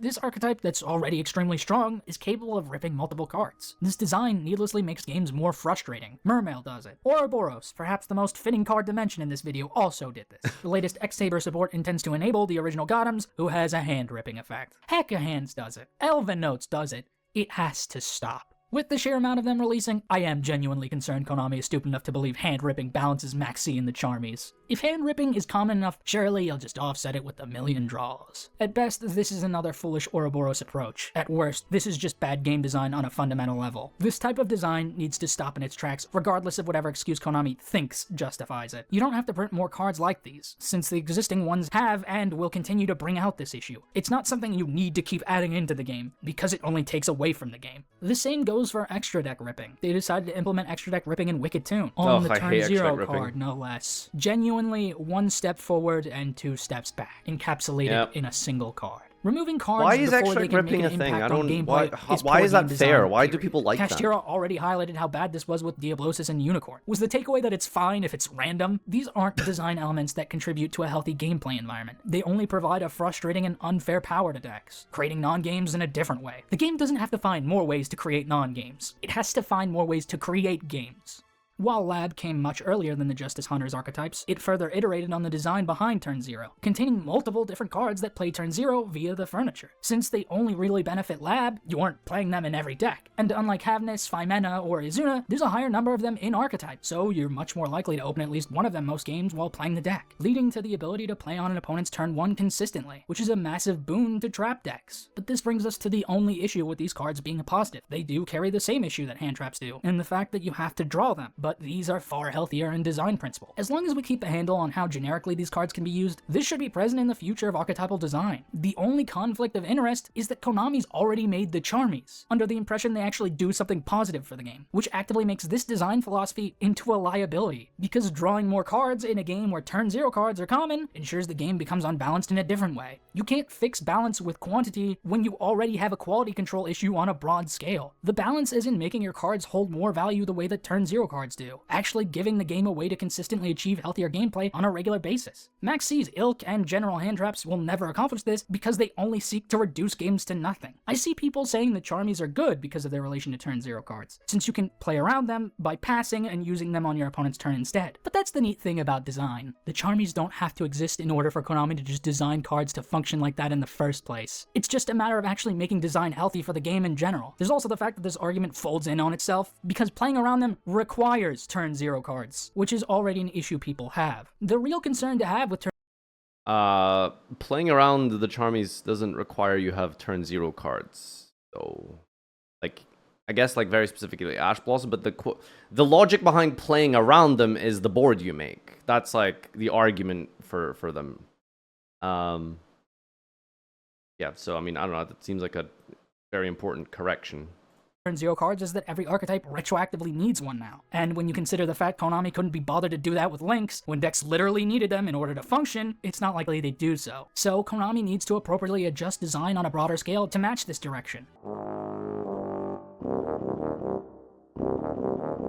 Konami's concern with decks is actually banning cards that are abused constantly. This directly relates to the issue of Floodgates, but this is about taking action against non-game design as a whole. While Lab is capable of unsavory things, that's entirely due to the fact that there are just auto-win trap cards that shouldn't be legal to begin with, not the intrinsic design of Lab. These cards are never resolving in a game that could be considered healthy. It doesn't matter if it's in Lab or not. The consistency to do so isn't the problem. The fact you can do it in the first place is. These decks are what I'd consider well thought out and healthy design premises for modern Yu-Gi-Oh! The issue is, there are simply still elements overlooked in design, deliberately or not, like D-Barrier or every virus card just proving, hey, maybe these cards should never be good, as they'll only ever contribute to non-games when they're played. You'd think that Labyrinth would have highlighted that fact, but no, it was the deck itself, not the cards that people were complaining about ruining games. Tier was so comically busted while milling both players. It forced you to play a graveyard strategy, and since it was also the best deck, a Tier 0 format was inevitable. They banned the Ishizu millers, and this issue went away. Although it really went away because they also chose to gut the entire archetype itself in the same breath. Centurion's ability to consistently synchro on the opponent's turn finally forced Konami to ban Calamity, a card that was already a nuisance to gameplay anytime it was summoned. Flu's ability to search a Wing Beast I feel like summoning Calamity on your own turn is very different, right? Once again, a card that already caused problems, but only got addressed when Konami could no longer ignore it. Object permanence isn't Konami's strong suit, but considering they just hit more of them, I'm sure we'll get to the rest eventually. I want people to realize and understand the fundamentals. I hate with the ban list how late they are on hitting some cards. It's the practice and willful negligence Konami employs to push them over the edge. It's important now more than ever to make sure that we stop letting this type of design shape the game, because all it does is make the game look on the opponent's turn. Yeah, but he said it was a problem before that.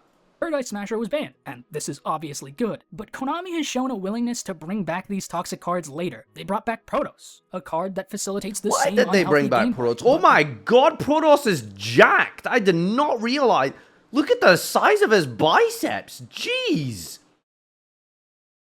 Because a tiered strategy wasn't capable of using it anymore, it was fine to come back. Wouldn't you know it, a tiered strategy is able to use it again, and it's suddenly a problem again. Who could have foreseen that? It's like if I'd put a gun to your head and said, don't worry, it's not loaded. I think Protoss came back because he told Konami, I'm going to come back. As I stare you in the eyes, loading bullets into the magazine. Now that Protoss is banned again, I'm forced to ask, are they dumb enough to unban it again? It leads me to believe they'll just free Paradise Smasher when there's no longer a tiered strategy that can utilize it. This approach to the legality of these cards is outright moronic. They don't simply stop being a problem once you see them less, they're a problem no matter when you see them, because their intrinsic design is a problem. You're supposed to oversee the entire game's health, not overlook it. Archetypes like Flu don't have to go, Shifter and Featherstorm do, because they invalidate gameplay nuance, and they very well will continue to do so in the future, regardless if it's in Flu or a wholly new archetype. Just as Shifter is proven he going to mention the financial aspect at all? And many more decks. The ban list is meant to balance the game, not just rotate out cards that aren't selling anymore. Here's a tip for you. Next sentence. If you want product to sell, actually make the product good. No one wants to buy product, period, because you've made it overpriced garbage. Using ban lists to force people to buy them doesn't work when no one's even buying the old product in the first place. At least make it appear like the ban list does its intended job. So many decks are pushed by leaving around problematic cards, and all they serve to accomplish is hampering the enjoyability of the game with these decks. No one is going to remember an archetype fondly if the majority of its gameplay identity involved non-game scenarios. No one's going to want legacy support because you've created nothing but a legacy of contempt for them. That's of course assuming they ever make legacy support. Legacy support, more like a legacy of contempt. To support these archetypes that can use them. If you want people to enjoy archetypes that can abuse these cards, make support for those archetypes. The only legitimate reason they don't is because some archetypes are done, but they can print generic cards that are clearly meant to work with them. Buio and Luce are clearly Burning Abyss cards without actually being them. It's far more enjoyable to see this type of support, not only because it actually aims to help the deck itself, but because it can be used in other archetypes as well, without them being highly abusable cards. It forces design to be more interesting and defined. It all depends on their quality and balance, emphasizing gameplay identity as its strong suit, which is the biggest selling point of archetypal design.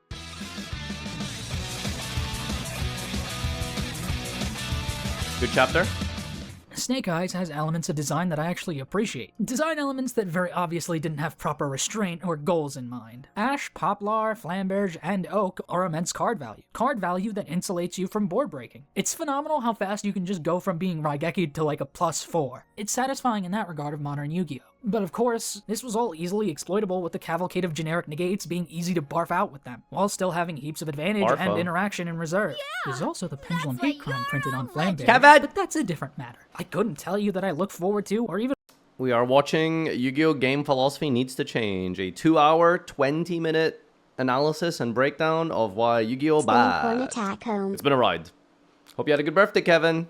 want Happy legacy Tuesday. support for Snake Eyes because of their legacy, but their poor reputation Wish me is happy mostly due to birthday. the unhealthy cards Konami willfully left in the game's ecosystem to push them. This isn't exclusive to Snake Eyes. This applies to multiple decks in the game. There are a lot of archetypes people genuinely don't want to see again because they're associated with frustrating cards. The TCG has dealt with such cards, but it's evident that this is only one step forward as Konami continually takes 2 steps back. Problematic card design still remains rampant. The only difference is, it's not tied to an archetype that's dominating the metagame for over a year, showing they only take action if they're forced to. To me, Goblin Bikers are a much more well-designed version of Snake Eyes. With how many bodies you can just summon together and build up advantage with, it gives that same kick. Clatter Sploder summoning on your opponent's turn, reviving Merciless or Gone Wild to then summon out another That's a Goblin. crazy Of course, comparison, they were completely but absurd in I'll design, so accept. they didn't end up performing on a level equal to Snake Eyes. Goblin Bikers are an archetype designed without any locks, but they aren't broken as a result, because their intrinsic design actively encourages you to play them as an Xyz deck, with the flexibility to use them to do more. There are so many games I play with Goblin where I feel I can actually play through intense boards, without needing some absurd blowouts to do so. It actually feels like I, as a player, had to think out my use of resources to break the board and mount my own offense. The only real problem is that they're dependent on Xyz being on field to accomplish that consistently, which isn't very easy to maintain going second. The archetype's so well designed that if it just had a little more innate extension, it'd be a wonderful deck to play on any occasion. In contrast, Snake Eyes doesn't really have this going for it. Despite being a deck of almost exclusively level 1s, there was no rank 1 facet to their design. They have a card that's a literal free body so long as you control a fire, and there was zero incentive to play it. Why bother to play this idiot if there's no rank 1 to make it a crucial extender? And Oh, despite Birch, its an ability to idiot. swarm the board with multiple free bodies and insane revival with Flamberge and Oak, they had no links in archetype. So the archetype really had little gameplay direction other than to channel its insane resources into the most powerful generic cards. This gave the deck freedom, but at the expense of a genuine playstyle. It's, as I said earlier, the illusion of open-endedness. True open-endedness is found in options and versatility, not desperation. That fact isn't present in their design, and it always should have been. Snake Eyes' main gimmick was around placing monsters into the back row and summoning them out with Flamberge and Temple, but this wasn't channeled into a unique playstyle, since all it would amount to is link climbing with IP, to then recycle her to make another link during your opponent's turn, usually Apo. Putting her in the back row to summon her didn't provide any unique style to the deck. It was just functionally reborning a monster. Their ability to put the opponent Okay, look, I'm not trying to defend Snake Eye, but that is like a very important element of the deck. Was like that's how you beat Droplet. That's how you beat Dark Ruler. Was you would put Masquerena in the back row, and then you would pop it out when you needed it to play through those cards, right? Like that's just, yeah, I don't know. Like the gimmick was there. His point is that Snake Eyes and archetype didn't like really fully hone in and fixate on that identity that they had, which was like the spell trap popping thing. Which, yeah, I guess that's true, but I mean, his point there was just kind of objectively wrong.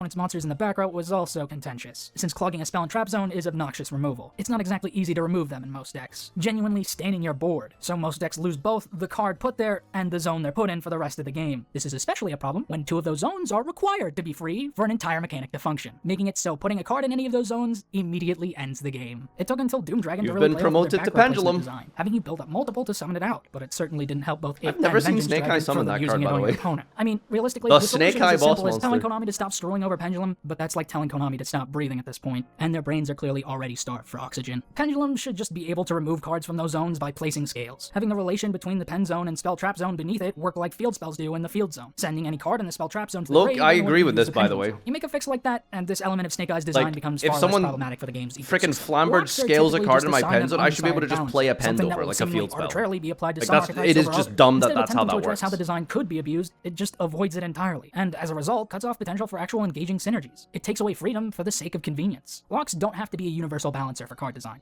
The best form of locking is cards that are designed like clear checkpoints rather than full-on locks. Locking you while a specific card is on field, assessing the fact that the card leads to abuse generically, but it's a measure to prevent just that, while also not making the archetype xenophobic. There's subtle design that demands you play the archetype itself for it to go anywhere. Notably, an issue with links is that you can always access them, and they have a tendency to snowball gameplay quality down the drain. If you design a powerful combo piece that locks you into the archetype while it's on field, it presents a challenge, not a restriction. So long as you don't also give them a free link one, you're forced to use it for what the archetype wants, but it doesn't come at the detriment of deck building expression. It just makes it more rewarding. Valmonica is the best example of a way to balance without locks. Despite having I mean, I agree with the sentiment, but his argument didn't work. Like, it's absolutely there's no deck building expression when you put locks on cards. Like that's the whole point. Is like if you don't have a lock on a card, that's where deck building expression actually becomes very creative and stuff. So I don't think that's true.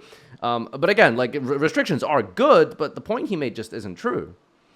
Link ones that can be made with any monster, you can't just do that in any deck. Their design requires you to get counters to summon them, something you won't be doing unless you're playing the deck in full, meaning you are playing Valmonica, but doing so doesn't come at the expense of freedom in deck building. Their generic nature serves the archetype rather than the archetype serving a generic use. Elven Notes is an archetype that encapsulates the type of design balance I'm talking about, yet it also employs unhealthy design in the process despite it. The archetype has this unique dynamic around the central monster zone, focusing on moving in and out of the center for their effects, and modulating levels for synchro summoning. It's a unique playstyle, but then they feel the need to make it pay off into a Floodgate. Their boss is functionally a D barrier and a mass negate. Add this to the fact they have a hand rip, and you have an extremely frustrating gameplay experience. Because designing meaningful and unique gameplay interactions pertaining to playstyle is too hard, evidently. Just make toxic effects a process of jumping through hoops.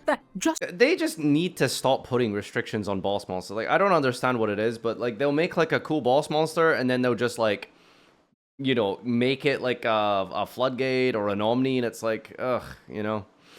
Gennaro's ass though, yeah, it's not great, but like it's because it's like pretty hard to set up, right? You know, you need like the 2 non-tuners, I think, to make it on the opponent's turn.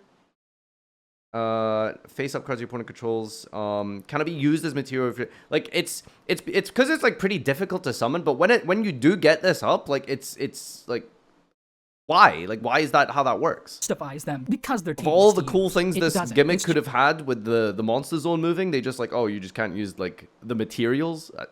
Why?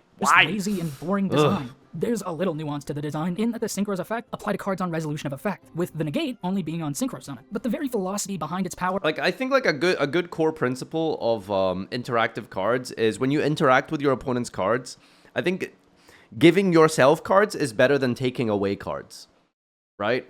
Like if your card's answer is to just remove a card, I think it's like generally going to be better to just give yourself more cards, right? So, for example, my opponent goes into, like, they're playing turn 1, and I activate Azuna, and it's like, well, I'm proactively giving myself, like, presence,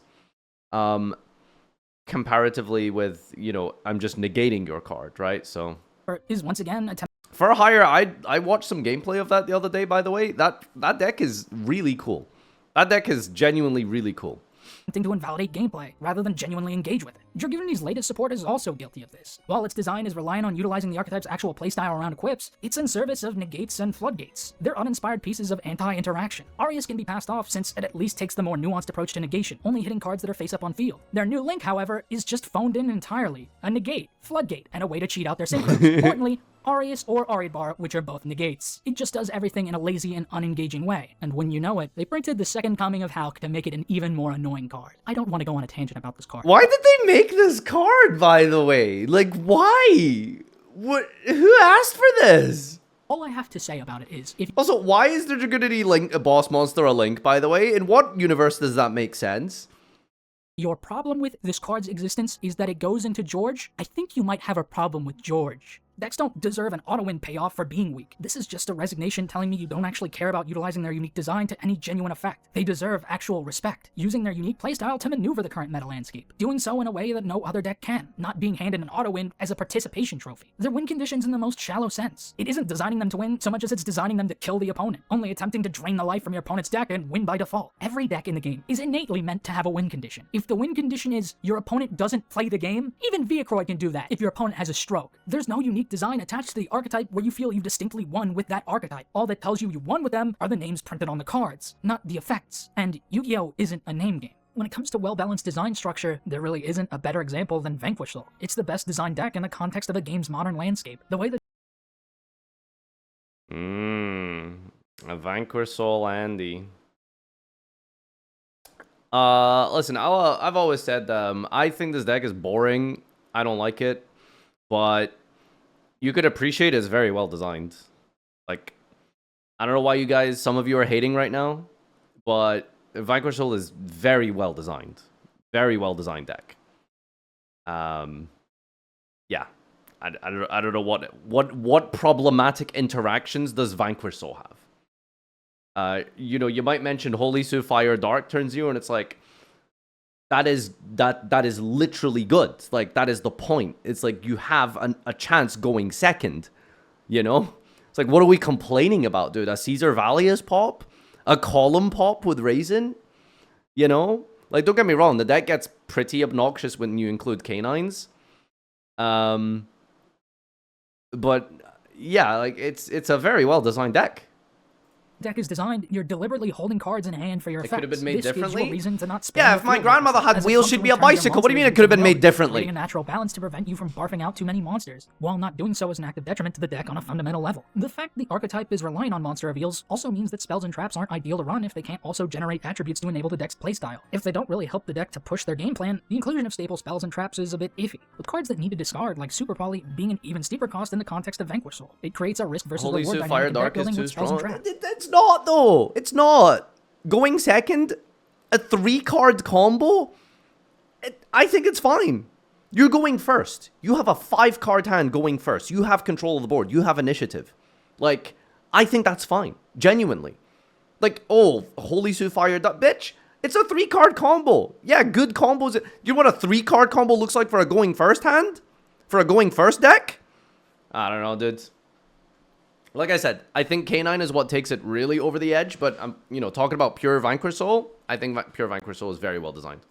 Demanding you assess just how important these cards are to run, and what cards can better serve the archetype's playstyle. Of course, you can also find hand traps with the proper attributes to fill in the interactive niches of spell traps. Yeah, when the dark is Azuna, that's when it's and generally good cards being perfect for the main deck. With the Bystials being a strong consideration, since Magnamut replaces ever played magic, full either power by VS grabbing another K9? Bystial or by grabbing I Caesar, just said the because Caesar K9 part is was the dragon. problem. This relation to hand traps isn't to make the deck out as being super powerful for it, though. Their effects revealing for cost gives your opponent info, making it so your opponent can play around that knowledge. Vanquish Soul loses out on many other powerful hand traps that don't provide an attribute, at least not unless you're willing to risk playing cards that can catastrophically brick you. Vanquish Soul encourages you to leverage your cards at their most opportune time, either in finding an opening to go all in for a lethal push that could leave you vulnerable, or biding your time until you can actually make a push with their effects still live, potentially holding hand traps for the sake of retaining reveal effects, searching out attributes you need for reveals over names you want for their power, knowing the perfect time to use the tag out names, either offensively to push or defensively to potentially dodge an effect, quite literally knowing when to hold and when to fold your opponent. Their column-based effects put an emphasis on placement from both you and your opponent. The column-based design also prevents a restrictive interaction with their tagging out. Since they no longer inhabit a column, they don't affect the opponent's card in the column that they were in, creating a dynamic behind tagging them out to potentially dodge an effect in response to their own, forfeiting the destruction for the sake of retaining them for later. Most of the Vanquish Soul monsters are so independently good, you don't want to sack them off for generic cards. Like Goblin Bikers, the intrinsic design encourages you to play them one way,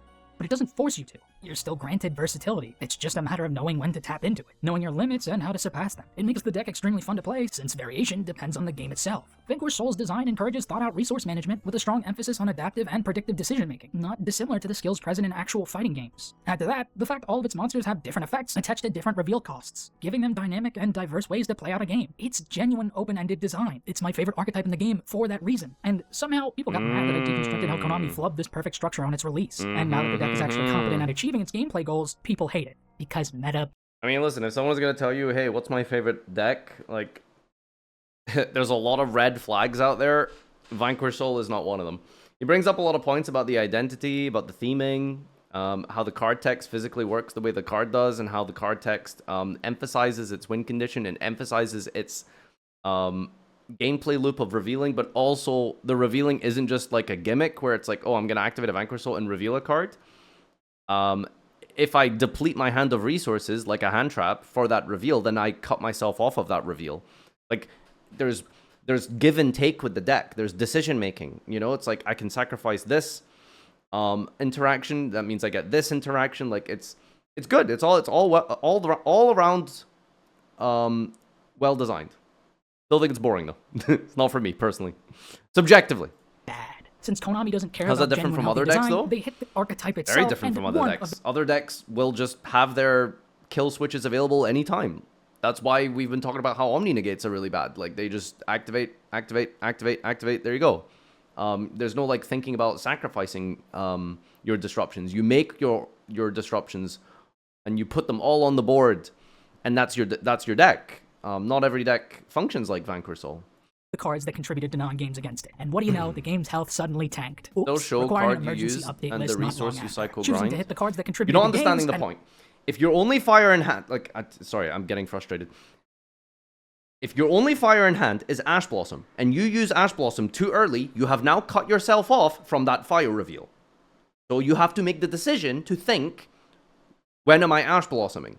Do I use it too early on this really critical, like, branded fusion? Or do I, like, maybe not branded, it's always going to be yes in that scenario. But do you see what I'm saying? There's, like, situations in Vanquish where you have to critically think, if I use this hand trap too early, I risk not having this other interaction.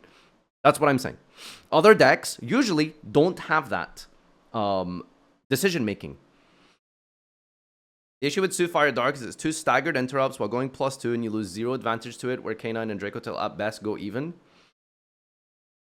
Sounds like deck has weakness. Not all of the cards that actively contributed to non-games was certainly a well-thought-out decision. This has happened in past formats, it's happened again, and it will continue to happen in the future if Konami doesn't finally acknowledge the game's overall health. The emergency list only hit cards that were an immediate problem, with the egregious omission being the choice to leave other barrier statues legal. He's saying it goes even with the enable design they don't want present in the game, they will just leave them in so they can become a problem later. There really was no way to foresee this happening. Vanquish Soul realistically only needed the field style for consistency, since Mad Love wasn't a starter for the deck.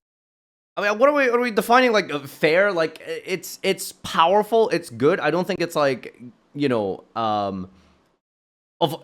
if I was to make a list of the top 20 problems in Yu-Gi-Oh!, Fire Dark would not be even in the top 20, okay? There's, like, so many, like, other issues with the game than Fire Dark, you know? It wins the game more often than not. If there was an interaction that won you the game going second, that was as interactive as Fire Dark, I would rather that exist than I'm going to go first and win regardless. Anything for going second to be better is usually a good thing, especially if it's something like Fire Dark, and it isn't just like, you know, I'm going to like full delete your board, I'm going to like Omni negate everything, etc., etc. It's a 3-card combo. You have to draw a 3-card combo going second, you know? It doesn't happen as often as people think. Despite searching a spell trap, but Sue took the deck to even greater heights, giving the deck a true turn 0 card. Sue is an insanely powerful card that allows... Like, how long has this deck been a thing now? In Master Duel, 2 months or something? Dude, I play against Vanquish Soul K9 like every day. And oh boy, is it annoying. I generally don't think I've been Fire Darked more than like once this month. Like, it doesn't happen that often, you know? To play Vanquish Soul turn 0. It's the Havness effect. 3-card combo, I play 10 Darks and 10 Fires in my deck, yes, and instead of people taking away how great it is to have this design present for an archetype, it's not fair. 1 Holy Sue, which is 3 copies plus the other things multiplicatively together. It's not as often as you think it is. The reality is, more and you are going first. Again, you are going first. You are the turn 1 player. You have 5 cards in your... I'm not gonna... Oh my god, I'm getting baited by like... It's an opinion, okay? Cry about it. I don't know what to tell you. All right? If you think it's too powerful, cool, awesome. I think it's... I think it's more fine than too problematic. I don't know what to tell you. Like, of all of the, like, bullshit that decks can do in Yu-Gi-Oh!, we're going to complain about a 3-card combo with Fire Dark? Come on. Works in the modern landscape of the game. Sue's design is even more restrictive than Havness's. While being easier to trigger, the Dust Devil is in the details. Sue has to reveal a Vanquish Soul in order to summon herself. This means you have to be playing Vanquish Soul in a sizable package. Otherwise, she's pretty useless, meaning you're playing Vanquish Soul. I had a regional last week, drew Holy Sue every single round and still went 3-3. Prince, you drew Holy Sue every round and you went 3-3. Who wants to tell him? Who wants to tell him? To even be reliable. There's no splashing them in water. Deck wasn't the problem there, buddy. Even more limited in their use. It's designed built in service to the archetype itself, rather than designed for it to be abused generically. Xiaolong also highlights another element of balance behind the idea of turn 0 cards. Because Sue is a turn 0 card, that means Xiaolong becomes a turn 0 card by proxy. This was always true, given Pluton is a turn -1 card. It only became notable when there was suddenly a good means of doing so. This is another facet of turn 0 card design that needs to be built upon, having cards that become turn 0 under certain circumstances. Not only to further help a deck's power, but to also limit how generically they can be used. It helps these decks play the game more often than not, while also serving as a means to curb the generic usage of these cards. The only concern is, once again, the density of these turn 0 cards. K9 is the only archetype in the game that feels like it was specifically designed to work with Vanquish Soul. They're a rank 5 strategy with a turn 0 card that actively makes one for its effect. Both Xiaolong and Sue are level 5 turn 0 cards. But most importantly, the K9s are Vanquish Soul attributes. They come together perfectly while being independently powerful archetypes. However, people are cramming K9 in other decks with level 5s, as well as decks that don't even have 5s. Of course, those decks weren't as successful as the Vanquish Soul build, but it's hard to definitively say that's because the synergy between the two is better, or if it's just because they have have access to a higher density of turn 0 cards. Because once the Vanquish Soul build got hit, people leaned to the Crystron build. And while they banned a rank 5 Floodgate, they didn't ban another rank 5 Floodgate engine, with Crystron also providing access to a negate, leaving the gameplay to be even less healthy. The deterrent for turn 0 cards becoming an issue is extremely simple. It's the exact same case I've made about many of the other issues. The gameplay identity of these archetypes should be defined enough that playing a pile of them does nothing productive. Avernus was such a specific type of play enabler that it's only realistically good in tier. So designing these cards in such a way that they're only good in archetype keeps them from just winding up as replacements for hand traps, while also encouraging players to hunt down authentic synergies in deck building, emphasizing genuine synergy over aimless homogeny. Huh? Sorry. I just got a little pop-up there. Huh? Didn't he quit? Did he quit? What's going on? Can he do it? Wait, that's a crazy tweet. Did he quit? Can he do that? This literally popped up right now. Bro logged in just for the 2012 dual trial. It prevents the game from boiling down to just a good stuff pile. Speaking of prevention, negation should not be something extremely easy to access on a generic level, and certainly not in large quantities. Negates are trending away from being omnis that hit any and everything, requiring the negation target to be on field in order to be negated. This is much better because it actually leaves room for counterplay. It has an engaging dynamic to it, since you can effectively dodge the negation by getting the card off the field. It also means effects in the hand and grave still mean something. The issue still is in the quantity and accessibility of these though. Most omni-negates exist just to blanket invalidate any card, and when too many of those cards exist, it just becomes a matter of producing enough cards to invalidate every card that your opponent plays. Negates are preventative cards rather than adaptive, so they should be far less generic regardless, and decks shouldn't be dependent on them to function. People misconstrue this view against generic negates as being against generic bosses entirely, but that couldn't be further from the truth. In fact, I want generic boss monsters to actually have good design. When I think of generic bosses, I think of cards that serve a niche that helps an archetype because of a synergistic interaction. While DPE was made a generic boss because of Verite being legal, I still enjoyed it being used as a generic boss, because a recursive card that requires you pop a card of your own to pop an opponent's is an actual dynamic piece of interruption. Typically, you'd use it to pop itself, since it could also revive itself and give you a pop again later. But in certain decks, you'd actually want to pop a different... I mean, I think... I haven't really, like, reacted much or gave much input on this section because ultimately this is just, like, an opinion piece, but I agree, like, principally with everything he said, so... yeah, I mean, I agree with all of this. DPE as well, I think, also falls under the category of very well-designed boss monster. I think it's very interesting. It's got counterplay. It's difficult counterplay, but I think it's, you know, for the most part, a really healthy boss monster and a good, powerful boss monster without feeling oppressive. DP pops itself for Scythe. Yes, so, I mean, there are toxic interactions with it, but for the most part, inherently, I think DP was a very well-made card. Yeah, like, 10 out of 10 boss monster.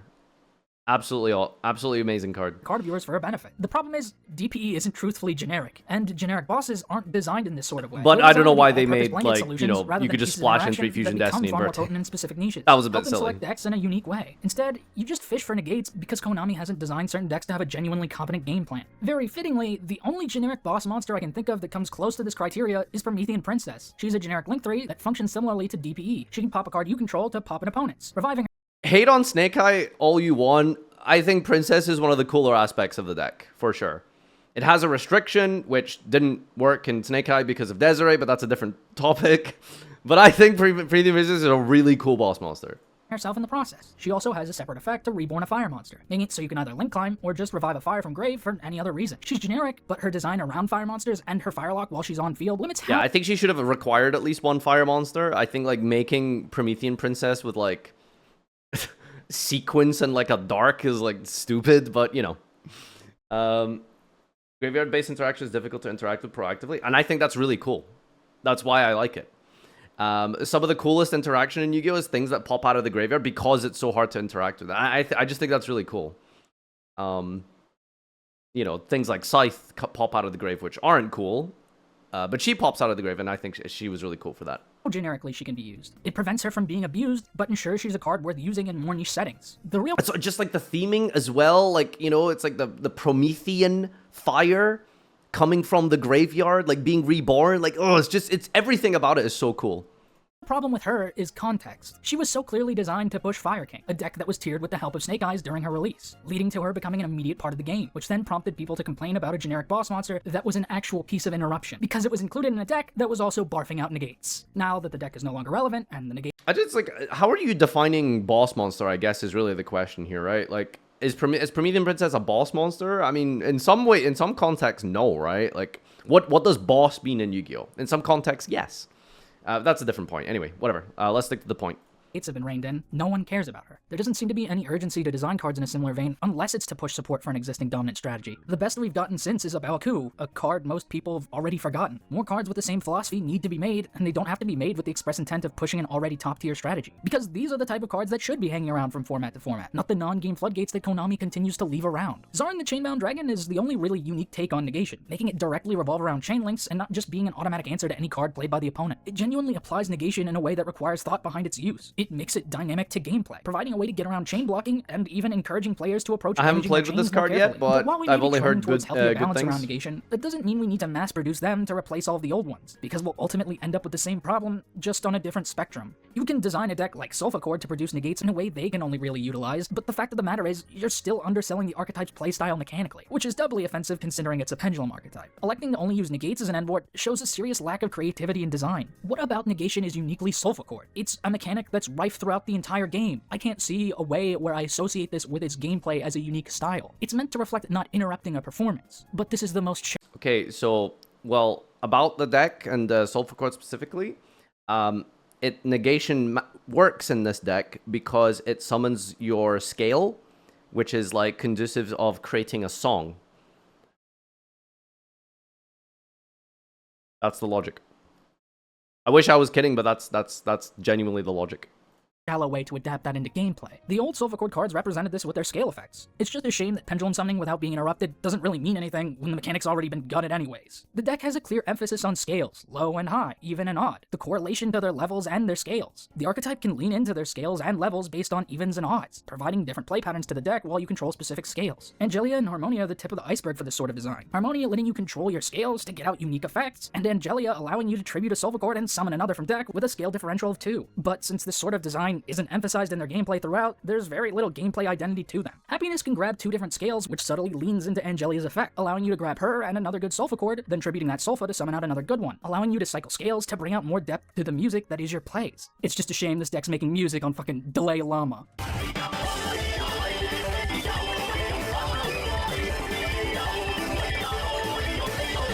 Since there's no genuine design points that bet lasted way too long. These elements of design can be used for far more than just arbitrarily locking a negate behind the archetype. There's more to get people attached to the deck than just it has negates, so you won't get punted into the sun all the time. It just makes it so if they aren't archetypal enough, they can end up as an engine. And making a pendulum engine be negates means we've gotten absolutely nowhere from where we started. Uh-oh. Uh-oh.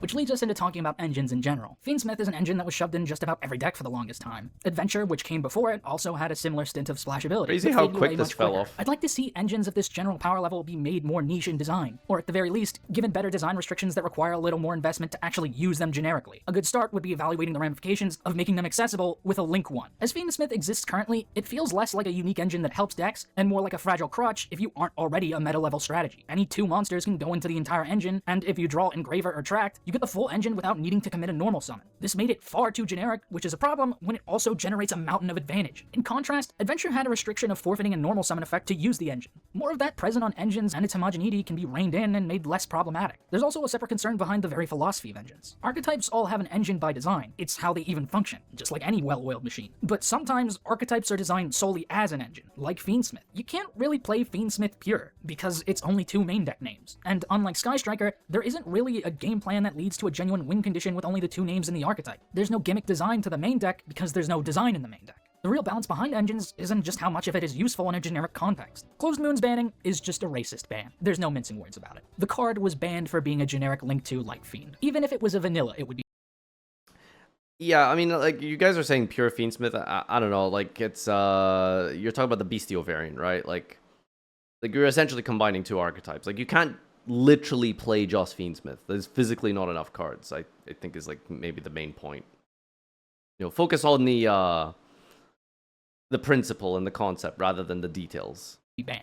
If an engine's health is solely hinged upon the accessibility to it, you've created unstable design. There are loads of archetypes that have engines, but no one's using them as engines. Because gameplay context limits how generically applicable they are. If there's no context, there's no limitation. This is a problem not only for the game's health, but the archetypes within it. I enjoy playing with the Fiendsmith cards, but the Fiendsmith game plan is non-existent. There's the theming of equips, but it's so underdeveloped because there are no other names in the main deck, nor spell traps that take that theme in a unique direction. There's no real dynamic use behind equips as a gimmick for the archetype, causing it to not feel like a legitimate gameplay identity or even a win condition. All it amounts to is either a removal tool with Engraver or negation with Desiree. The other fusions don't even have anything to do with equips, and since the archetype is just good at generating free material, this gameplay...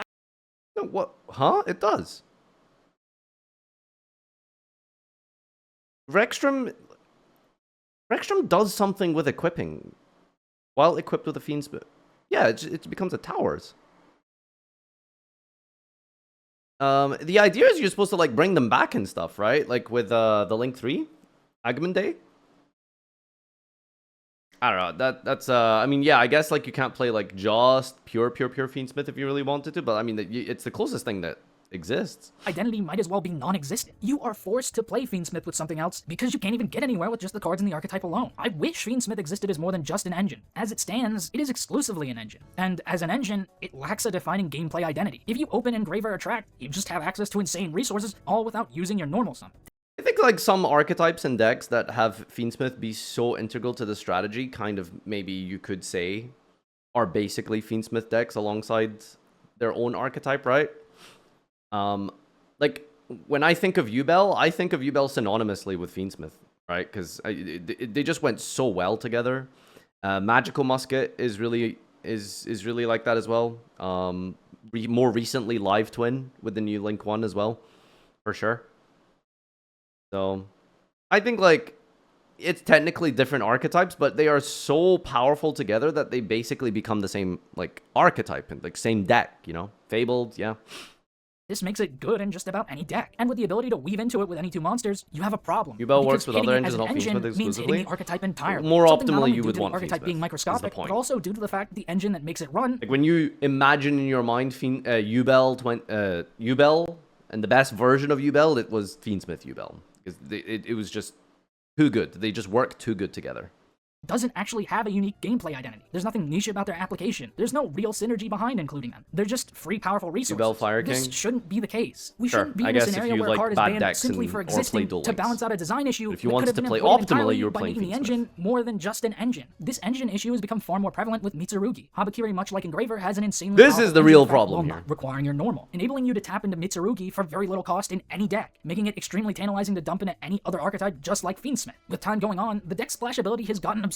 Even without King of the Feral Imps, it continues to see major play in other archetypes, being used alongside Yummy, which was already an insanely powerful deck. But even then, I don't necessarily want them to have a hard lock. Mitsurugi could have had a lock to only rituals if they're used, but then Mitsurugi would have no extra deck, making the archetype's gameplay far less varied, meaning far less deck building expression. They could have made them Reptile lock, but then they'd be unplayable, because Konami's neglected supporting Reptile for this long, meaning it has better odds with the extra deck lock. These locks then mean Mitsurugi would have no good synergies to play off of the relation between rituals and tributing, which is clearly the archetype's intended design identity, reborning and activating effects when tributed, a far more interesting design element to engage with behind these cards. Realistically, the only design solution is placing locks while they're on field, but there's no point to it because Habakiri is the root of the problem. When you create an issue like this, card design itself should be evaluated because hard locks only mask the real issues you're creating. Is Habakiri the root of the problem? It's just like, you know, it's a question of like, where is it? Does the problem come from what the card gets to or what the card starts with? Because a lot of you are jumping the gun when you're saying yes, because if you really think about the question, is Habakiri the problem or what it does is the problem, right? Habakiri, what does it actually do? It summons, it gets you like ritual, right? Like that's, yeah, like that's a good relevant part of the deck, you know? Free rank 4 and rank 8, right? Exactly. So are you seeing the problem? Like Habakiri itself doesn't do that. Habakiri itself gets you a guy who gets you a ritual spell. The problem is that the ritual spell then gets you this card, and then that card gets you that card, and then that card bridges into this card, and then... So, you know, when you look at something that's... in the full context from beginning to end, it's like... if there were certain cards banned within the middle of that section, Habakiri suddenly is not so problematic, right? Literally, that's like the best example. Is like, is the problem the murderer or the gun, right? Type of thing. You know, it's like, where are you finding like the issue? Habakiri is 100% the problem. You won't gaslight with us. Well, if you put the restriction on Habakiri, that's really limiting in your deck building and what cool things you can do with it. But you also do need to need to control where that ceiling goes, right? Like, if you put that restriction on ritual, for example, that changes things significantly. If you were to put that restriction on prayers, that could change a lot of things. If Kusanagi didn't exist, for example, that would change a lot of things. So when you say, like, Habakiri is the problem, it's like, I don't necessarily know if Habakiri itself is the problem. I think it's a lot of different small interactions over the course of a long turn that all collectively come together and create like an issue. Because I think if you just like go Habakiri, reveal, effect, and then it instantly locks you, I think to some extent that's boring, right? Because now there's just nothing the deck can do that's unique to it other than you just play pure Mitsurugi, or you play a reptile deck. And it's like, in some ways you could argue, well, that's fine, that's how it should be. But on the other hand, generic co-engines are sort of emblematic of Yu-Gi-Oh! And they are sort of a very big part of the game. Is like, Yu-Gi-Oh! Is famous for being able to like have lots of bridges and engines and stuff like that. Now, how powerful those bridges and stuff are is a different discussion. But I do think that I like bridging things together. I think it is kind of cool. So I don't know. It's something to think about. Not actually preventing them. Having more distinct gameplay elements to archetypes makes them less generic, making it so synergies are far more compelling and genuinely push better deck building, and making it so they aren't just free resources. Horus is close to an engine with design restrictions, but its design restrictions are that it's extremely bad. It's an engine that's insanely broken, if you... That's not a restriction!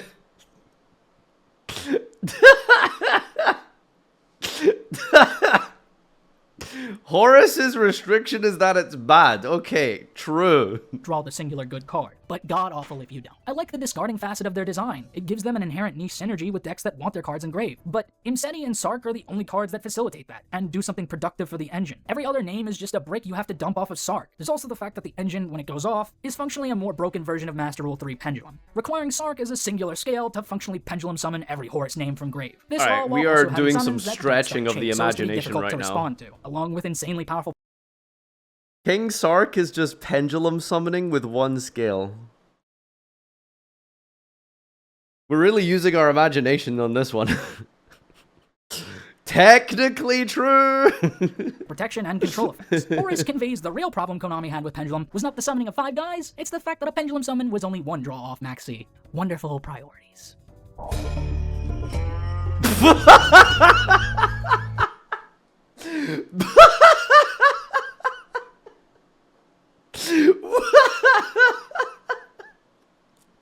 Breaking board.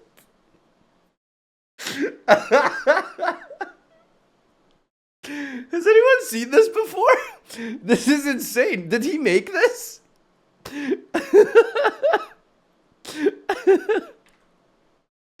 Oh my god. Lastly, addressing the issue with going second. While turn 0 cards are a great start, you can't rely on that design all the time for the same reason you can't with hand is not a real and like element. I said, with Yeah, these whatever. Combos, you can't Who design cares? archetypes that all function It's the same, borium. even if they are healthy. There you go. So ultimately, the going second issue still has to be addressed directly. The best way is with engine cards designed with added benefits if you're going second. Cards with relevant bonus effects if you're going second should be the norm at this point. Not making cards exclusively going second cards, but rather... Okay, so I just don't have anything to contribute here. This is, again, I've said everything he's about to say here. Preach it. Preach, preach, preach.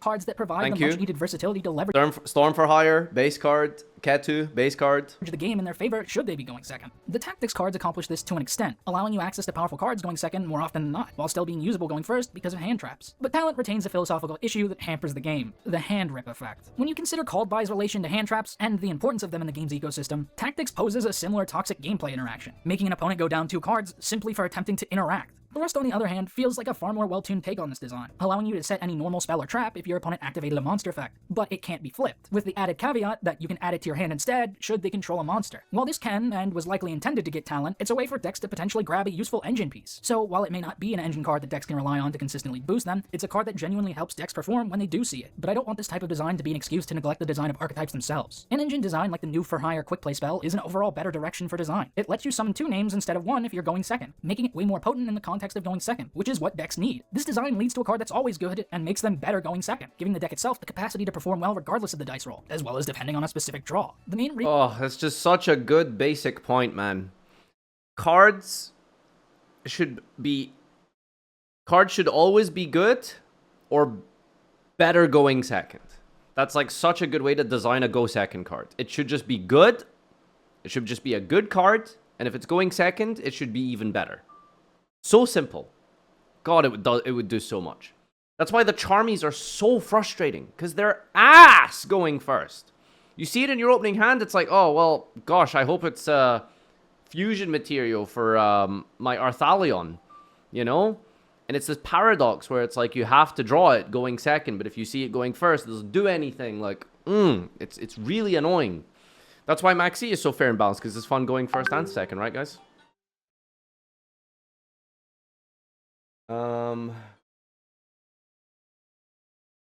The reason why I dislike the philosophy behind typical board breakers is that they're clearly designed for one specific scenario and tend to invalidate gameplay when they do resolve, all while having the same issues as hand traps in that you have to just draw them to solve game balance, leaving the cards in question entirely useless out of that specific context, a context that is born of unhealthy game balance. Making archetypes with contingencies for going second is a much healthier philosophy overall. Conditions for additional effects is the best step forward for going second design, making archetypes competent no matter the coin flip. That's what it means to have the game actually feel balanced, something you'd assume was common sense. There are a multitude of conditions that specify going second without outright saying it. If your opponent controls more monsters than you do, if your opponent has less cards in the extra deck than you, a card needing the battle phase, or by I think it's so sad that the healthiest cards, like all of those cards he showed are, you know, well-designed cards for go second, and they're just all garbage. Except for Zeus, obviously.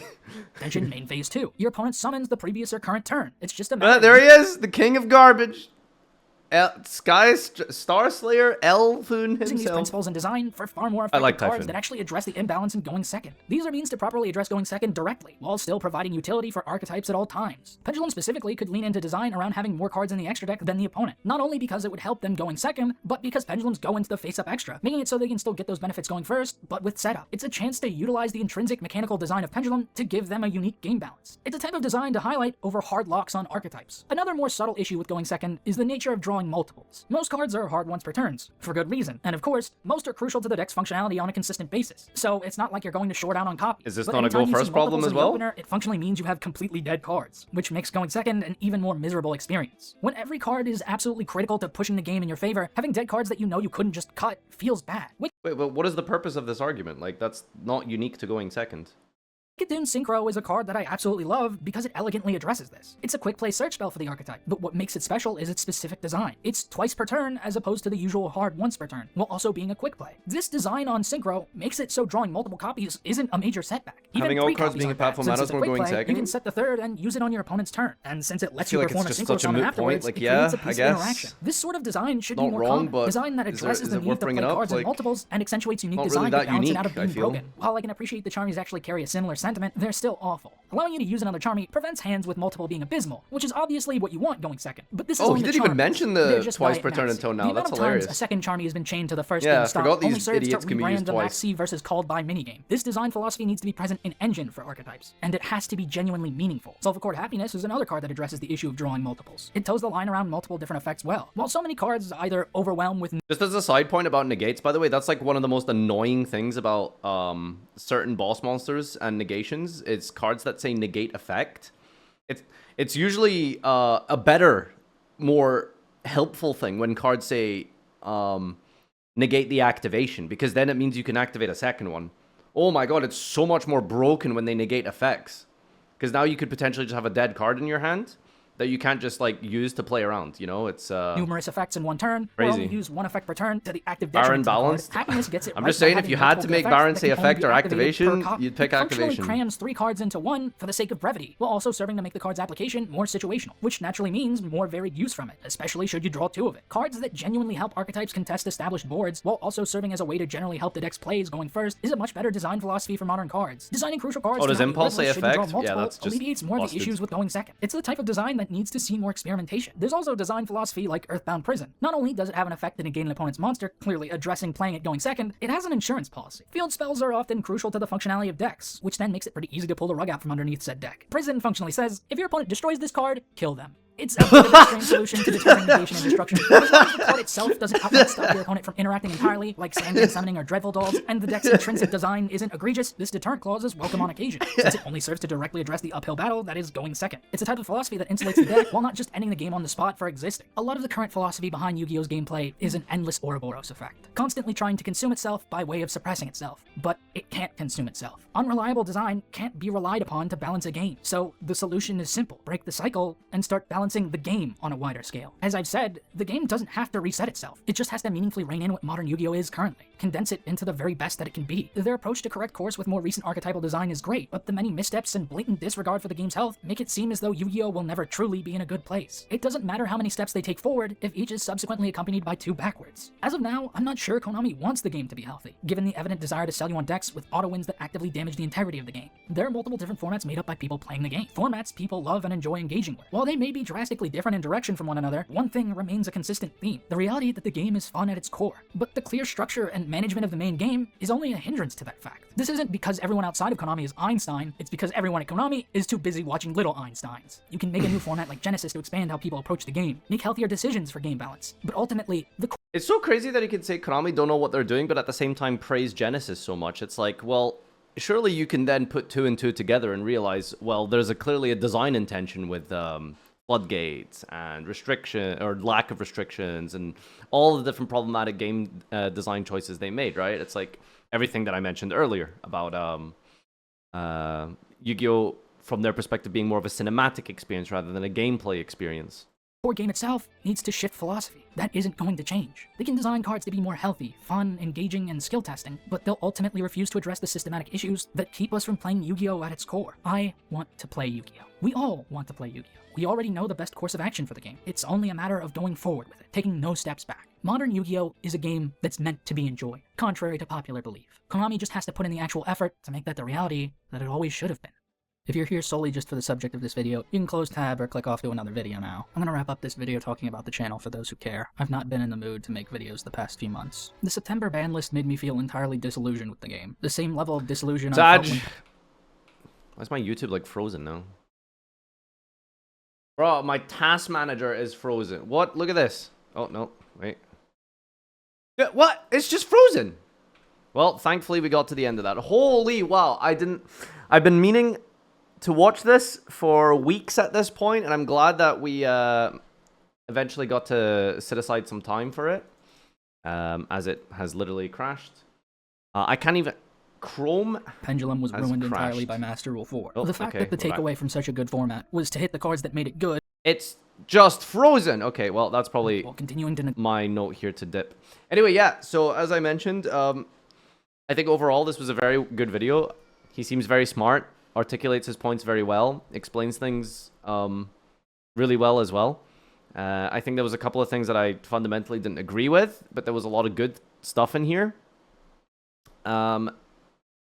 And I think ultimately his solutions that he put forward, a lot of the solutions he suggested are things I definitely agree with and things that I think would be a positive for the game going forward. So that's my biggest takeaway. I don't have too much to complain about on this one. It was really good. So go check him out, subscribe to his channel, and we'll see you next time. Bye.